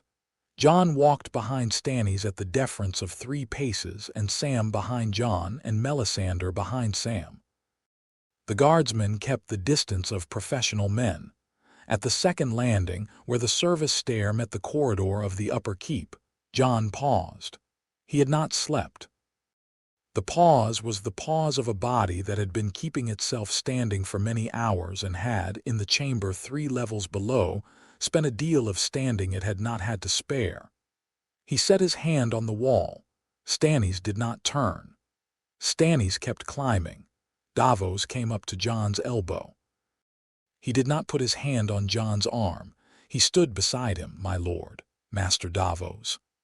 There is bread in the upper rooms by now. The cook has been up for half an hour. I had a word with him at the second bell on the way down. He will have bread on the table when you come up. Eat it, don't argue. I had not planned to argue. His Grace will give you an hour. He will not give you longer. The Lady Melisandre will want to come and speak with you. I will not let her. You may, in the morning, hear what she has to say. You will not hear it tonight.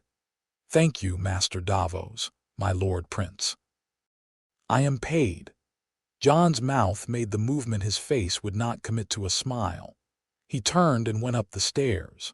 Sam came after him with the rubbing and the Salak's book under his arm, and a stride that, on the upper stair, became something close to a man's stride. In the upper rooms, on the long table of the reading room, the cook had laid bread and a cheese and a pot of clover honey and a pitcher of weak ale. Winifred had set Sam's place. She had set Jon's place. She had set a third place for herself. She looked up when they came in. "My lord," she said.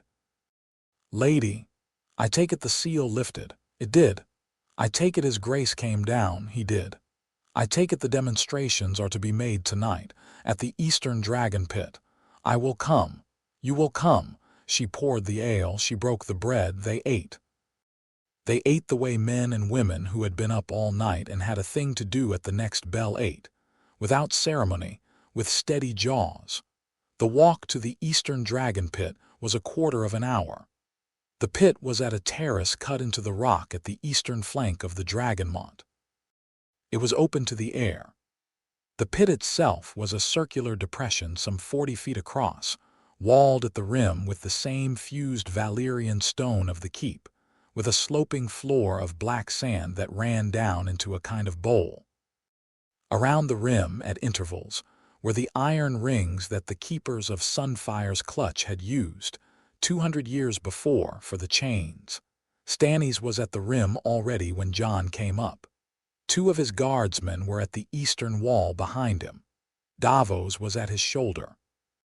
Melisandre was at Stannis's left, in her red, with her ruby at her throat catching the lantern in the kind of low red wink that the chamber 3 levels below had not given her. There was a small wind out of the east. The Dragonmont was a slow black shadow above the pit. The sea was an audible thing below, a quarter-mile down. "My Lord Snow, your grace." "What do you do?" "Your grace, I do not know. I will put my hand on the rim. I will see what the rim does. Then put it on the rim." Jon went to the rim. He went to the rim at the place where the iron ring nearest the sea was set into the stone. He set his hand on the stone of the rim, with his palm flat, and the iron of the ring under his thumb. The stone of the rim was cool. It stayed cool. Jon thought, in the cool, that he had been making his way to a second small disappointment in one night and that the second small disappointment had also arrived on schedule. He thought, in the same thought, that he was getting tired. He kept his hand on the rim. The iron of the ring under his thumb went warm. It went warm fast. The iron of an old chain ring set into the rim of an emptied dragon pit by the lantern at midnight in a cool autumn wind off the sea was not a thing that went warm. It went warm. The warmth was the warmth.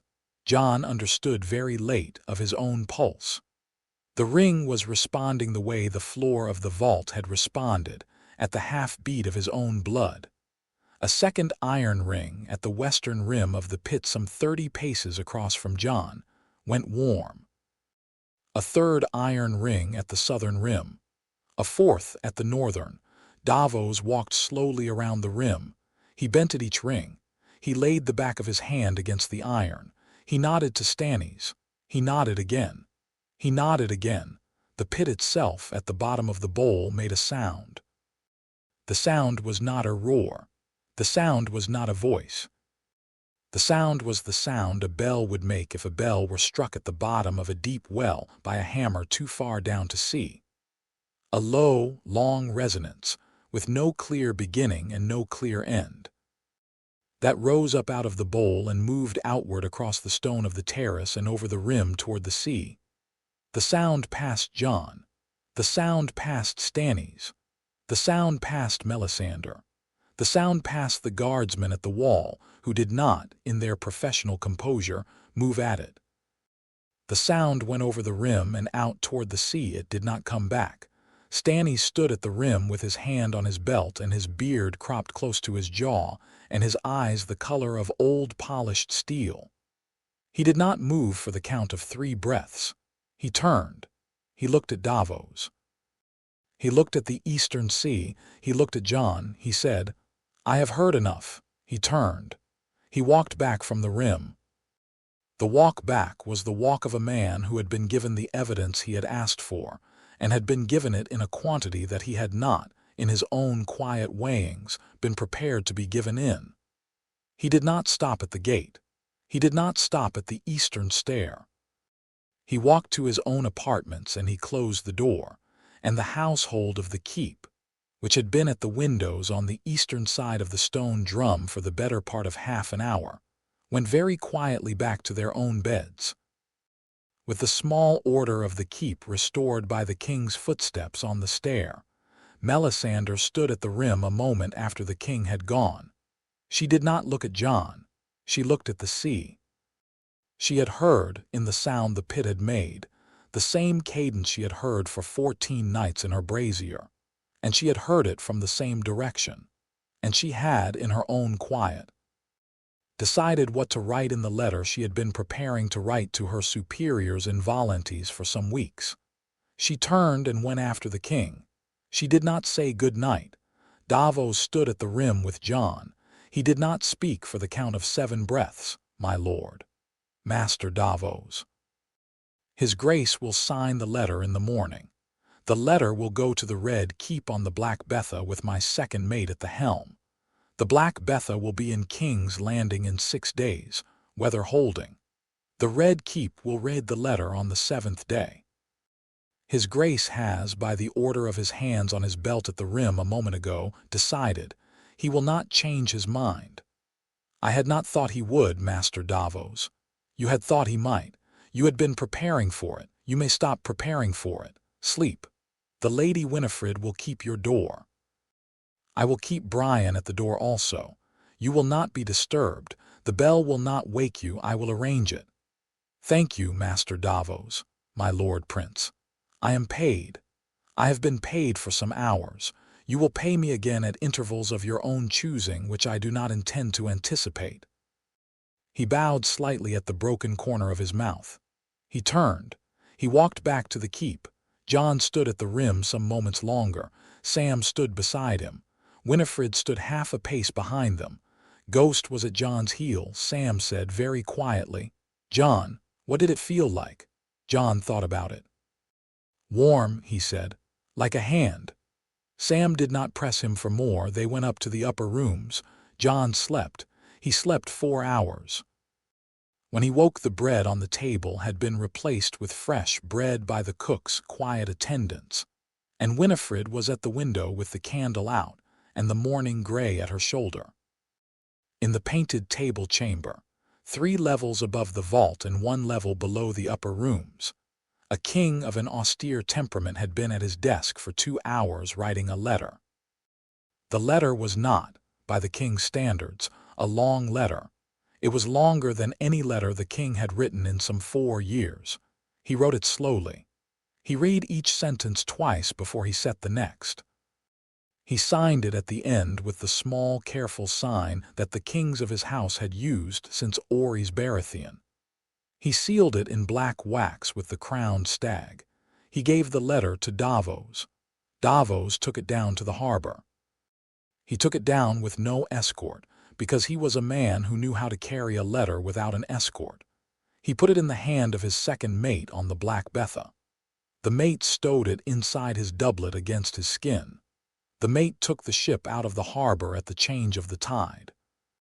A second letter, written in the same hour by a priestess in a tower on the north side of the keep, sealed with no wax that any of the harbor clerks would have recognized, went out by another ship at the same tide. The ship was a Volantene carrack that had been at the 3rd pier for 9 days.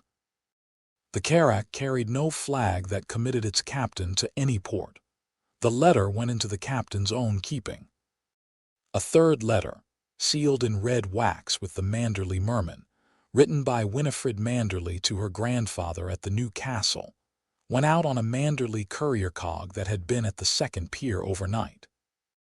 The letter named what had happened in the upper rooms and at the rim of the eastern pit in 3 brief paragraphs.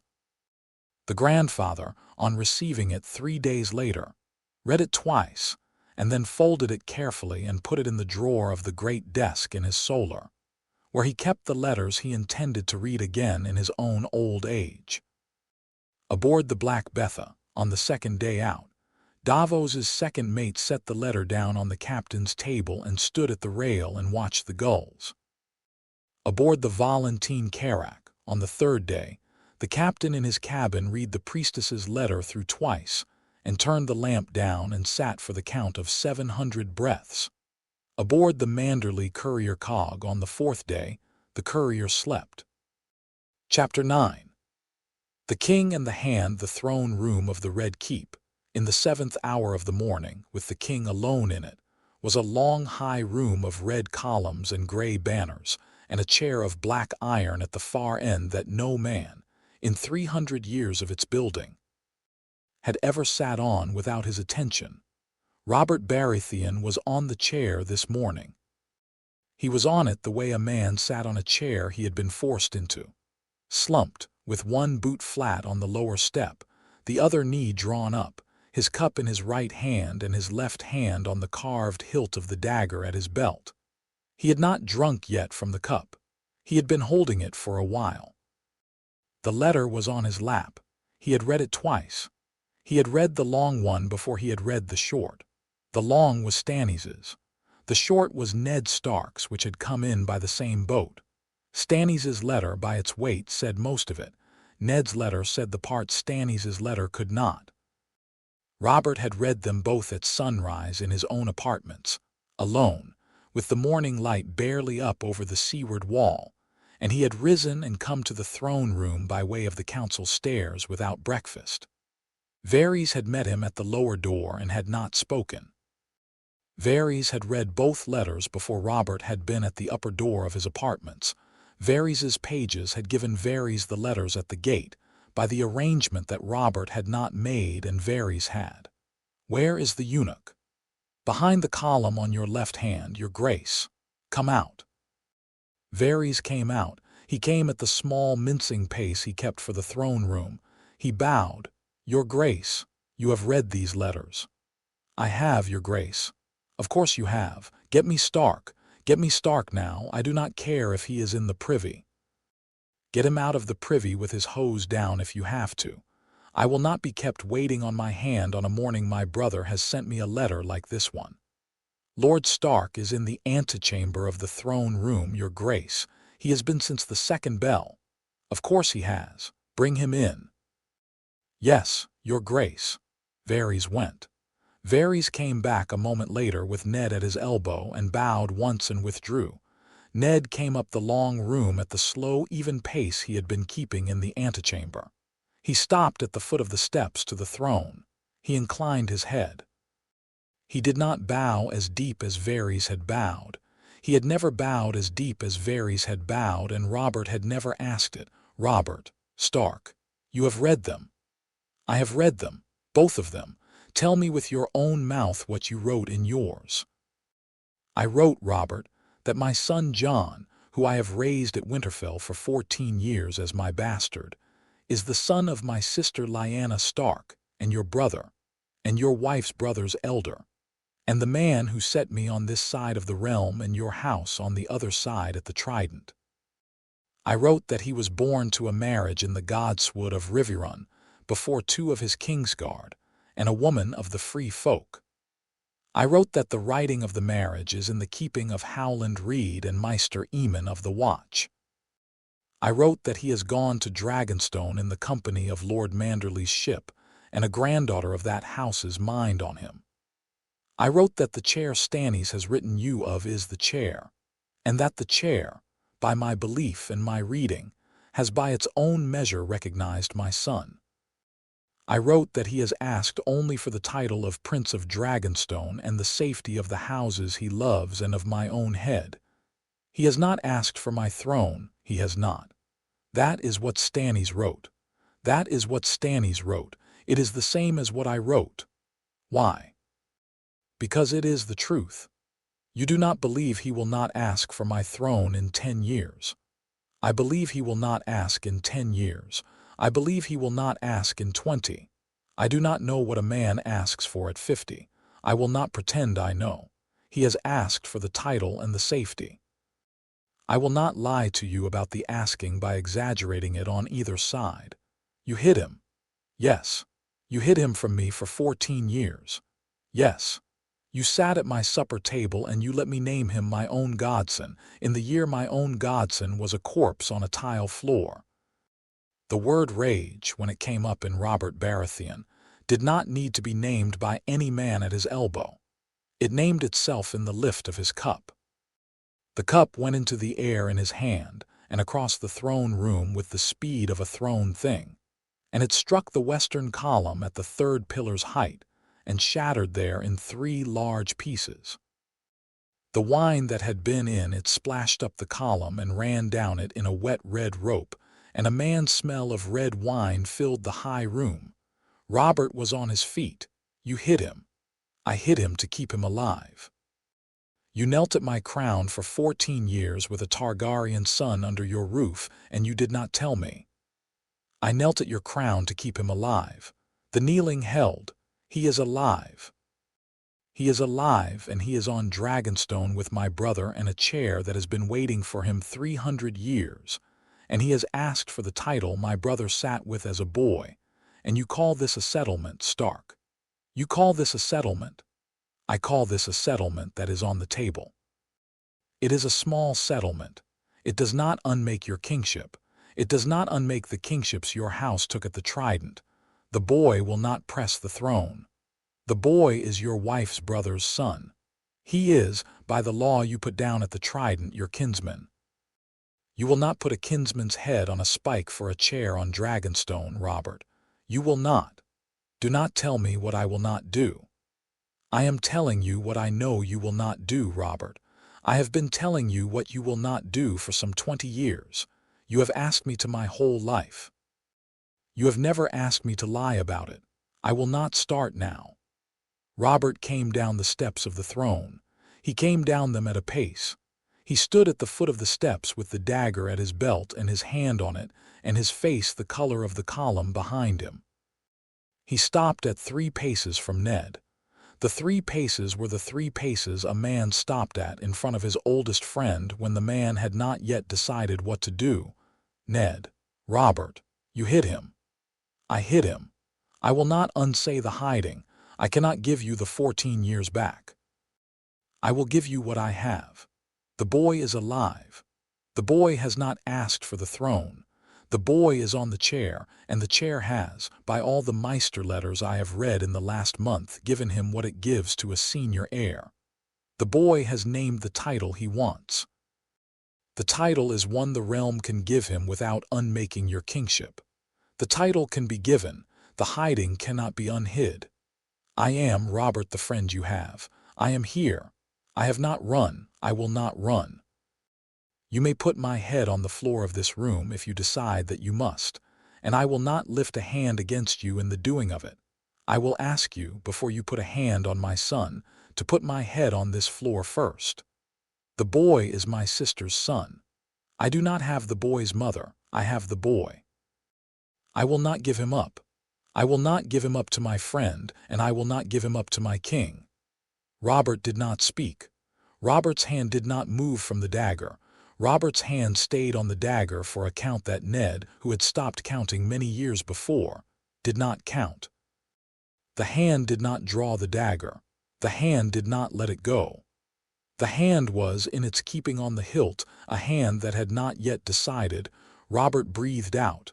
He took the hand off the dagger. He turned. He sat down on the steps of the throne. He did not sit on the throne. He sat on the lower step, with his elbows on his knees and his cup somehow back in his hand, although the cup had been broken at the column. He drank from the air in the empty cup and did not seem to notice. He looks like her, Robert said. Robert. He looks like her, Ned. I have not seen him. Stannis wrote his face for me in 3 lines, and I knew the face before I read the 3rd line. He has her eyes. He has her chin. He has, my brother writes, her habit of standing with the weight on the wrong boot when he is thinking. He has her stillness when she was a child in the yard at Winterfell and she had decided not to give an answer. He has, by every line of Stannis's writing, your sister's face. Tell me he does. He has her eyes. He has her stillness. He has her chin. He does not have her temper. He has in the temper, Rhaegars, or no temper at all.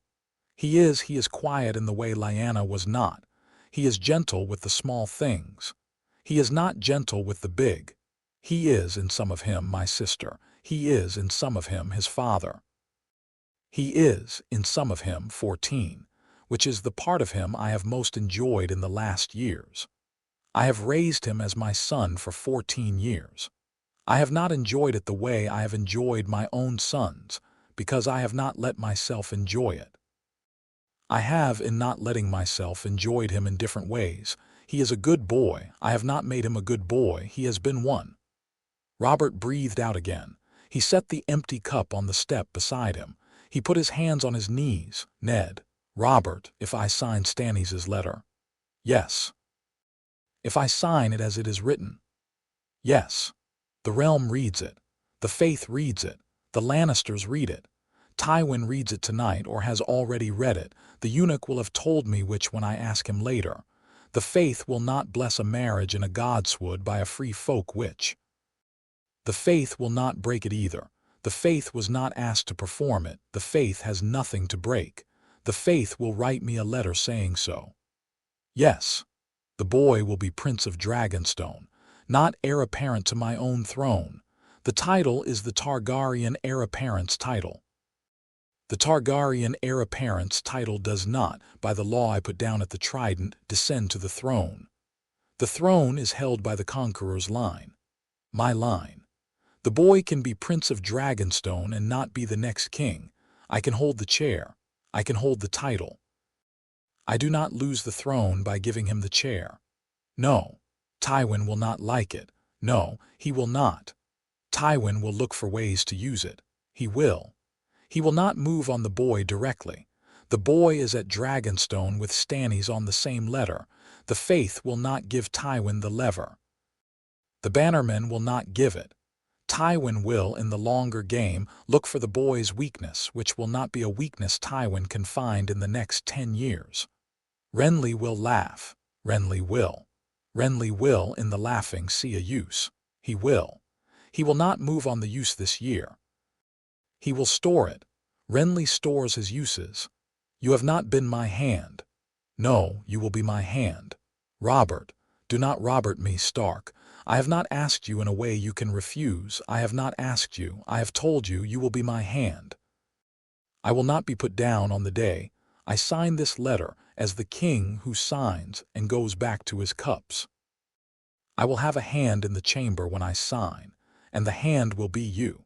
And the hand will sign as my witness as my brother's hand has signed as his witness. And you will sit at this council for a year, and you will not let Cersei's father move on the boy in the year. That is your charge. You will accept the charge. If you refuse the charge, I will in the same hour refuse the letter.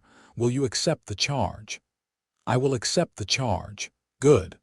Robert sat on the step. He did not look at Ned for some breaths. The thing in Robert's face, when it came up, was a thing Ned had been carrying in the lower part of his own throat for 3 weeks of riding south, and a thing he had named the day his son's letter had reached him in the godswood at Winterfell. The thing sat on Robert Baratheon's face in the same color, and in the same shape, because it was the same thing, and the woman it was for was the same woman, and the two of them had been carrying it down opposite roads for 14 years and had, this morning, arrived with it in the same room. Robert did not weep. He had wept once at her funeral. He had not wept since. The sorrow on him now was the sorrow of a man who had decided in this hour that the woman he had loved had been a woman who had not loved him back.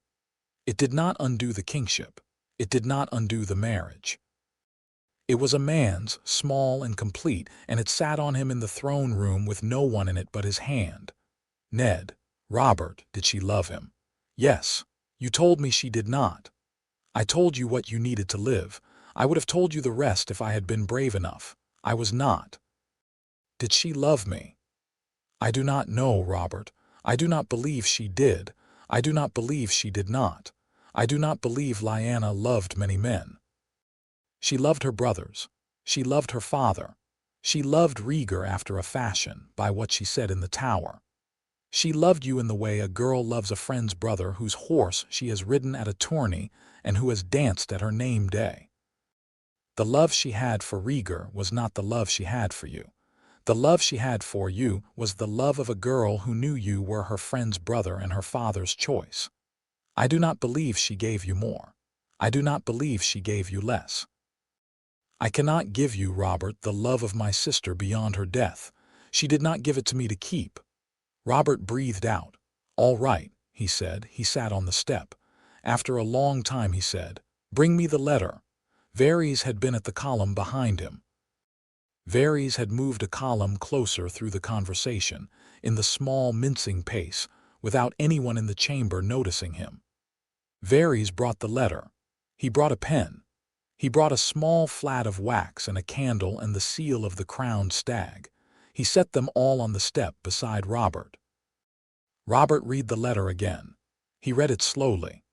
He read it with the small carefulness of a king who was, for once in his 10-year reign, reading what he was about to put his hand to. He signed it. He pressed the wax. He set the seal. He handed the letter to Varys. Send it back to my brother on the Black Betha with my mate's reply. Eunuch. Send a copy to the Lord of Casterly Rock by Raven within the hour. Send a copy to the High Septon by Raven. Send a copy to my brother Renly at Storm's End by Raven. Send a copy to my wife's chambers under my seal, which she will not open in the morning and will read in the evening when she comes down from her father's letter. Yes, your grace. Eunuch, your grace. Tell my master of coin to find 7,000 gold dragons in the treasury today, before the bell sounds at noon. For the household I am setting up for the Prince of Dragonstone. The household will be smaller than the prince's title. It will be a household of 3 guardsmen, 2 stewards, a stable of 4 horses and the boy's own master-at-arms when the boy is of an age. I will not pay for more. I will not pay for less. Set it up on a crown account. Have my brother countersign. Yes, your grace, and Eunuch, your grace. Tell Pycelle that the Master of Whispers has read the letter, and that the Master of Whispers will be at the small council before Pycelle puts his hand on it. Tell him in those words. Yes, your grace. Varys went in Casterly Rock. 2 days later, a raven came over the wall at sunset. The man who took the raven down read the inner seal and did not break it. He carried the letter to Tywin Solar at the end of the corridor that ran the length of the western face. Tywin Lannister was at his desk. He had been at his desk since the bell at noon, because the raven from his daughter had come at the bell at noon, and the raven from his daughter had been a raven Tywin had been waiting for 2 weeks. He took the king's letter. He broke the seal himself. He read it twice. He sat for some breaths at his desk. He did not put his hand on the dagger at his belt. Tywin Lannister had not put a hand on a dagger in some 30 years and would not put one on this morning. He folded the letter. He put it in the locked drawer of the desk. He locked the drawer. He pulled a fresh page across the desk. He wrote 3 letters in 3 different hands. The first was to his brother Kevin at the inn at the crossroads, who would read it the next day and ride immediately. The second was to Pycelle in the Red Keep, who would read it the next morning before the small council and would, by the king's Master of Whispers having read it first, have very little he could do with it that day. The third was to a man in Volantes whose name was not written on the letter, sealed in a wax that bore no Lannister sigil, and was a wax Tywin did not keep in his solar but in the kitchen below in a small jar. The third letter was the one that mattered. The first two were the ones Tywin would have written had he not been waiting 2 weeks for the kind of letter that the king had sent him. The third was the one Tywin had been writing in his head for those 2 weeks, and which had been waiting for the news to be sure of the names in it. He sealed the third letter.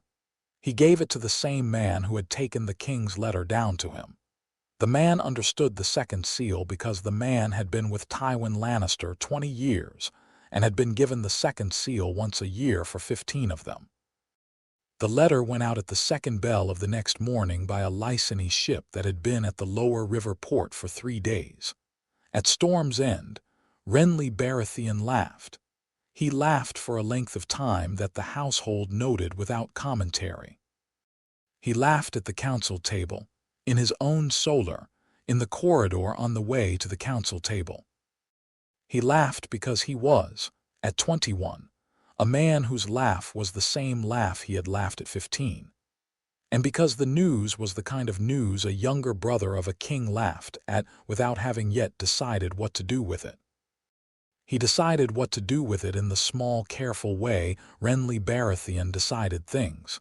He did not, that day, do anything. He kept the laugh. He put the news in a small box in his head beside other useful pieces of news he had put in the box at intervals, and he closed the box. He went hunting that afternoon. He killed a stag at the 7th hour and brought the stag back at the 9th. In King's Landing, in the small sept of Baelor, the High Septon received his copy of the letter. He read it in the antechamber with his second in the faith beside him. He set the letter down.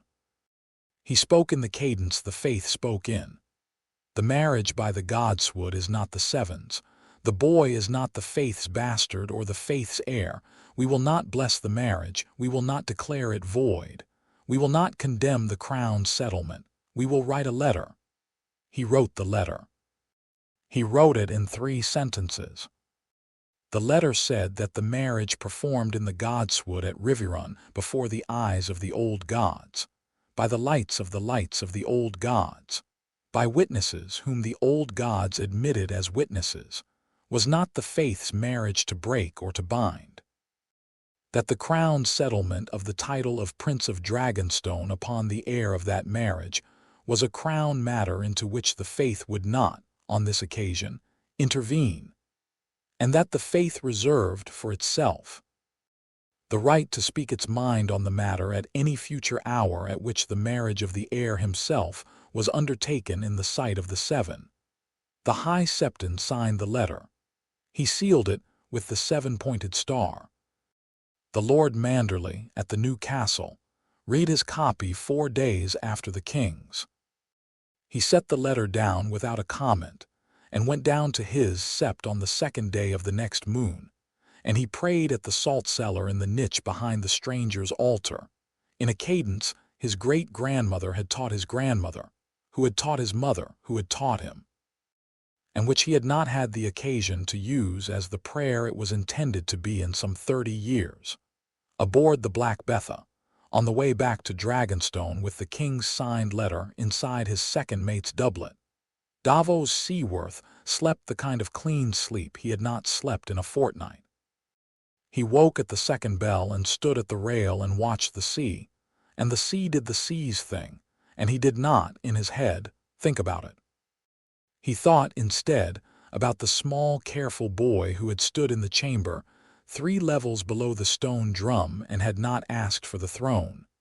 And he thought, briefly, that this was perhaps the first dispatch in his quarter-century, at sea that he was bringing home with something in his chest that was not the cargo. He arrived at Dragonstone in the 8th day. He was met at the pier by a 14-year-old boy in a wool cloak, and a fat archivist with the chest straps in his hands, and Winifred Manderley in a half-pace's deference behind them. He gave the letter into the boy's hand. The boy read the king's signature on the wax before he broke it. He broke it, he read. He folded the letter, he looked at Davos. Master Davos, my lord prince, bring my lord Stark to me when his ship comes. It is coming. It will be in tomorrow on the 2nd tide. Then I will wait until tomorrow at the 2nd tide. Thank you. He went up to the keep. Davos watched him go. Chapter 10. The sea that has weighted Ned Stark's ship came in on the second tide. In the late afternoon of a day the sky had been clearing since dawn. The wind was light. The cog at the harbor mouth, a small Manderley courier, sailed faster than her draft had suggested she would sail, slid in past the breakwater with her main almost slack and her bowline already in the hands of the harbor boys before she touched the pier. Ned was at the rail. Robb was beside him. They had been on the ship for 10 days. Robb had spent the first 3 of those days reading a book Winifred Manderley had pressed on him in White Harbor, and the last 7 of them at the rail beside his father. And neither of them had said a great deal about the contents of the book, or about the days that had run between Ned's audience with Robert in the Red Keep and the cogs casting off from the King's Landing harbor. Ned had told Robb what he needed Robb to know. The rest, Robb had decided in the second night of the voyage, did not need telling at this stage and would tell itself in due course. JON was at the pier. He stood at the foot of the plank with Sam at his shoulder and Winifred a half-pace behind. Ghost was at his heel. He had not put on any finer cloak than the one he had worn at the rail when Davos had come up the channel 2 days before. He was, in his bearing, the same boy who had sailed in on the Lysany wager 11 days back. He was not, in his bearing, the same boy. Ned came down the plank. He came down at the way a Stark of Winterfell came down a plank to greet an heir, in 3 measured paces, with his hand at his belt, with his eyes on his son. He stopped at the foot of the plank. JON stepped forward. Ned put his hand on his son's shoulder. He kept it there a count of 3 breaths. He said, "Egon." Jon's mouth did what Jon's mouth did. He did not answer in words. He nodded once. Ned took the hand off the shoulder. He turned to Robb. "Your brother is well, as your father is well, as your house is well. Go up to him."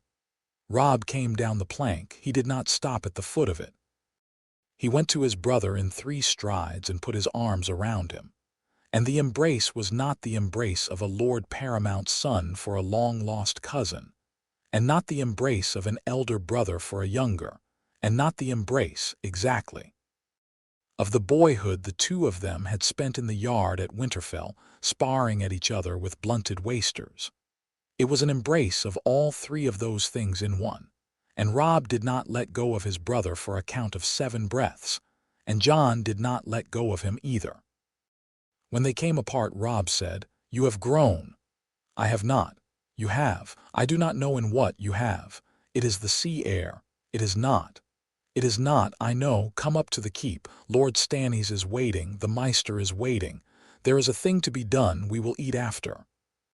The thing to be done was, by the protocol Wyman Manderley's master of protocol had sketched in a letter that had come south on the courier cog, and had been refined in correspondence with Davos Seaworth across 2 days. A thing that took half an hour and required 9 people in a chamber. Stannis was one of them. Melisandre in the back was one. Davos at Stannis' shoulder. Ned, Robb, Winifred. Sam as the archivist at the small table that had been set up for the writing. Eamon, brought down from the upper rooms in a chair on poles by 2 Manderley men, was one Eamon, in the chair, very small, with a wool cap on his head and his blind eyes open and turned toward the room with the precision he had brought to every room he had entered in the last quarter-century. JON was the 9th. The chamber was the painted table chamber. The wave-carved table was lit by the afternoon light off the seaward windows.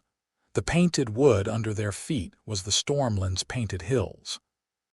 The west of Westeros went away from them toward the wall, and the chair on which Stannis stood with his hand on its back. The acknowledgment was performed in Old Valyrian. Eamon spoke it. Eamon's voice did not, at 101, carry the way his voice had carried in the Maester's tower at Castle Black. The chamber was small enough to carry it for him. Eamon spoke 5 short phrases in the cadence he had learned from his own grandfather at the Red Keep, in the cadence the Targaryens had used in private acknowledgments for some 300 years, and which had been used by Aerion the Younger and his wife and son in the chamber 3 levels below the stone drum at the carving of the chair 400 years before. The phrases were short. They named the boy. They named his father. They named his mother. They named the chair. They named the line.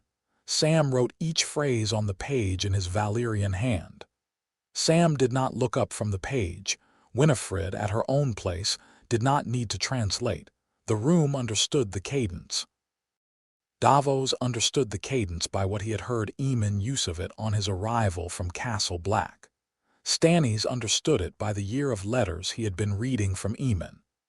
Ned understood it because Eamon, at the upper rooms in the second hour of the morning, had told him in plain common tongue what the 5 phrases were. Eamon finished. The 12th sigil, 3 levels below them in the chamber of the chair, lifted in its recess. No one in the painted table chamber knew this had happened. No one in the chamber 3 levels below saw it. The sigil lifted a finger's width farther than it had lifted at any of Jon's earlier passings in and out of the room. It lifted, by the chair's own measure, with the small additional lift that the chair gave to the moment the heir was named in the cadence of the line. In the painted table chamber, Eamon turned his head. He turned it toward Jon. He had not seen Jon since Jon had left his rooms at the wall. He had not, by sight, seen Jon ever. He turned his head now in the chamber, the small, slow turn of an old man, and his blind eyes came to rest on Jon's face with the directness they had brought to him in Castle Black. "Egon," Eamon said, in plain common tongue. "It is done."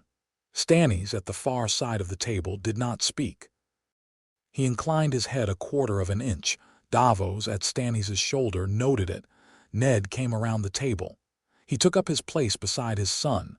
He placed his hand on Jon's shoulder. He kept it there. "Your mother," Ned said. He stopped. He started again. "Your mother would be proud." It was the line he had not said in the Maester's tower at Castle Black. It was the line he had been preparing to say for the better part of 4 weeks of travel. He said it now, in the painted table chamber, with his hand on his son's shoulder, in front of 2 king's brothers and a priestess of an Ashay god and a Maester of 101 years, and a Manderly daughter and Davos Seaworth. Jon did not answer in words. He put his own hand on his father's hand on his own shoulder, and he held it there for a count of 3 breaths. He turned to Stannis.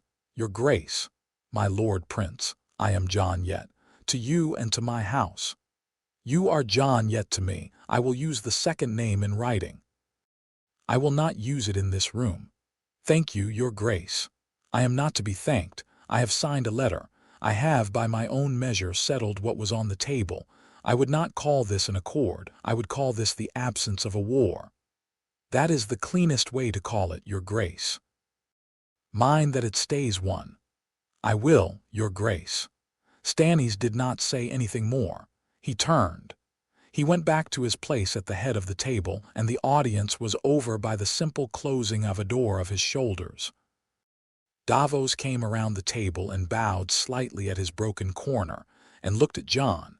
As a man looked at a colt he had brought down a long stair without trouble. The bow was the bow of a man who had not knelt in this room and had knelt in another, and the bows did not need to be the same. Eamon was carried out in his chair. He smiled, briefly, at no one in the room, the way old men smiled when they were going to a bed they had not slept in for a long time. 2 Manderly men carried him up to the upper rooms by the long, curved corridor. He would have, in those rooms, a chair by the eastern window for the rest of the season. That evening in the upper rooms, with the bread on the table and the cheese and the pot of clover honey, and the pitcher of weak ale that Winifred Manderly had set out at every meal she had presided over, 6 people ate quietly. Ned, Robb, Jon, Sam, Winifred, and Eamon in his chair by the window with a plate of bread on his knee and a hand on it. Davos came up at the second bell with a small flask in his pocket, and Maria's last letter unfolded inside his doublet because he had reread it on the stair. He did not drink the flask. He put it on the table in case anyone else wanted it. No one did. After the meal, Eamon slept. After Eamon slept, Ned and Jon walked, alone, along the eastern wall of the keep. The wall ran out to the cliff above the dragon pit and looked east over the sea. The wind was light.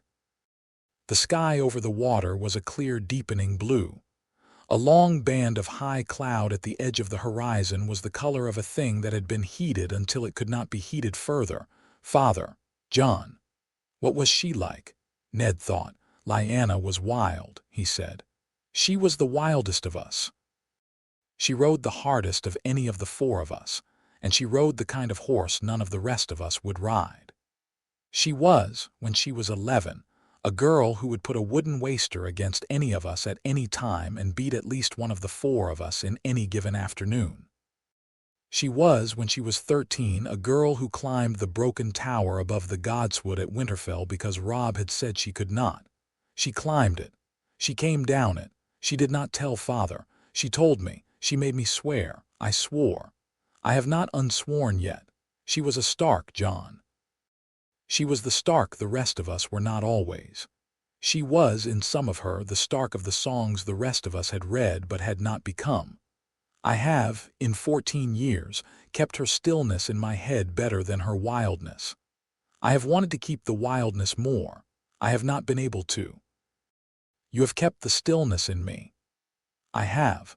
I have kept what I knew how to keep. The wildness was hers. I gave you the stillness. You will, I think, have the wildness too in your own way when you have come into it. It is not a thing a father gives. It is a thing a mother gives. I will not be wild as she was, Father. You will be wild in some way. You will be wild in a way that is yours. I am old enough to be sure of that. I am not old enough to predict the shape of it. They went on along the wall. At the end of the wall, where the path turned south along the cliff, Eamon's chair had been set out by two manderly men for the evening. Eamon was in it. The wool cap was on his head. The blind eyes were open and turned toward the east. He had, by the look of him, been there for the better part of an hour. Maester, my lord prince, will you come in? The wind is rising. The wind is rising. I will come in shortly. I have been counting, my lord, and would prefer to finish my count. What count, Maester? I have been counting days. I have been counting 400 years since the doom. I have been counting 12 generations of my house's heirs that the chair would have read had they come to its door. I have been counting 47 ravens from Voluntees. I have been counting 17 papers from Lord Reed of Greywater. I have been counting the days from the letter I wrote at Castle Black in the month. I sent the 7th of the 7th confirmations to the day on which my Lord Stark put his hand on his son's shoulder in the chamber of the table. I have, by this evening's hour, counted 281 of those days. I will count, with your leave, a little further before I have done counting. Count, Maester. I will count one count further. I will count one count of the heir himself, my lord prince. You are 14. You are, by my reckoning, 14 by the wall's count, which is the northern count and the count that does not include the day on which you were born or the day on which you may yet die. I will count you 14. I will not count you Egon, Maester. You will be Jon for as long as you wish to be Jon. I have heard you say so. I have heard Lord Stark hear you say so. I have heard the Lord of Dragonstone hear you say so. I have not heard the chair hear you say so. The chair has heard your blood and not your name. The chair will in its own time hear both. It will wait. There is no rush, my lord prince. There is, by my count, no rush at all. I will be Jon, Maester. You will be Jon. The other name is in the keeping of those of us who keep it. We will keep it without using it. When the time comes you will, I think, use it yourself. It will not be a thing required of you by a Maester at the wall on a night he did not sleep. Maester. Yes, my lord prince. Thank you. I am not to be thanked. I am paid by your being here. I am paid by your father being here. I am paid by the courier cog from Volantes being now at our pier, with its mate's reply to the 7 last letters I will write before I close the correspondence. I am paid by the wind on my face. I have been paid for some weeks. I had not, at 101, expected to be paid again. I am. John stood with his hand on the back of Eamon's chair. He looked east with Eamon, at the same sea in the same wind. The wind, against his face, was the wind that had been keeping the sea between Westeros and Essos in motion for some thousands of years. And the sea, against his eye, was the sea that had been waiting since the doom for someone to look east from this island and mean it. He looked east. He meant it. In a tent at the edge of the grass sea, beyond the line of the painted hills of V's Dothrak, a young woman of 13 years rose from a low bed and crossed to the chest at its foot. She had not slept. Her husband had not yet come in from his men's fires. Her brother had not yet come from his own tent, which she had not, in the last week, been sure she was glad of. She knelt at the chest. She lifted the lid. The chest held 3 eggs that the Magister of Pentos had given her on the day of her wedding to the Khal of the Dothraki. The eggs were of stone. They had been of stone for some 300 years. She put her hand on the black egg. The egg under her hand twitched. It twitched the way an egg twitched when the thing inside the egg had begun to move. Not the violent shake of a hatching, but the small early movement of a thing that had begun, after a long stone sleep, to know itself. Daenerys Targaryen did not name what she had felt. She held her hand on the egg in the dark of the tent, with the sound of the men's fires at the edge of the camp, and she held the hand there for a count of breaths she did not keep. She did not, on this night, take her hand off the egg. On Dragonstone, on the eastern wall, the wind moved Eamon's will cap a fraction. The Maester did not raise a hand to it. He kept his blind eyes east. Jon, beside the chair, kept his hand on the chair's back. The two of them stood, with the high cloud over the sea catching the last of the color, while the sky deepened by the slow gradient of a southern autumn evening. The piece on Jon, in the wind, was a thing that did not need a name in his head. It had a shape that fit precisely under his collarbone, in the place his fear had sat in him on the night Eamon had given him the ring at the wall. The shape, in his collarbone, was not fear, and was not the absence of fear.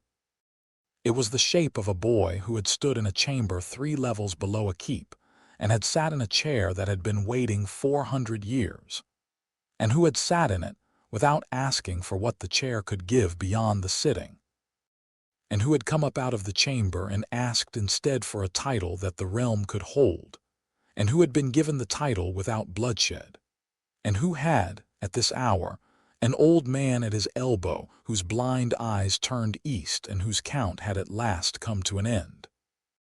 Far below them, in the chamber 3 levels under the stone drum, the seals in the wall sat at their full lift in their recesses, and the chair sat warm under its own air, and the chamber kept the shape of its breath at the half-beat of a boy's pulse 3 levels above. Far across the world, in a chest at the foot of a low bed, a black egg moved a fraction more under a girl's hand and was still. Far to the west, in a city that had a king who had signed a letter that morning, the king sat in his apartments with his cup at the edge of the table, and his hand on the cup, and his eye on the western window, where the light over the city was the gray light that came before evening. And he did not weep. The king of 7 kingdoms did not weep. He sat with the cup, and at length he turned the cup and looked at it, and at length he set it down on the table and did not take it up again. He had been the man at the trident who had killed the Prince of Dragons. He was the man at the throne who had signed the prince's son's title. And he was, in the dim of his apartments at evening, the man who had loved the same wild, stark girl in his own way that the prince had loved. Far to the north, in a maester's tower at the foot of a long ice wall, A Lord Commander received a raven and read it and folded it and set it on his desk and went down to the yard to tell 3 recruits, in his short voice, that one of the brothers they had abused at the post 6 weeks ago was no longer the brother they had thought he was, and that one of the others, the fat one, had been released from his vows with the Lord Commander's blessing, and that any boy in the yard who had touched either of them with a waster's bullying hand was, by the Lord Commander's word, on a winter's worth of latrine duty effective at the next bell. On Dragonstone, the wind dropped at the lower edge of the sky. The high cloud over the sea lost its red. Eamon said, "I will go in, my lord prince. I will walk you in, Meister. You will, thank you." The 2 Manderly men came at Jon's nod and lifted the chair. Jon walked beside it. Ned, who had been at the end of the wall, fell in behind. The 4 of them, with Eamon in his chair and the Manderly men at the poles and Ned at the rear, went along the eastern wall toward the keep. Ghost padded behind Jon at his right knee. At the corner where the wall turned to the gatehouse, Jon stopped a moment. He turned. He looked east. The sea was dark now. The high cloud was a slate band against a deepening sky. A single early star was at its low edge, a small white point that had not been there when they had come out. He breathed in. He turned. He walked his old Meister back into the keep.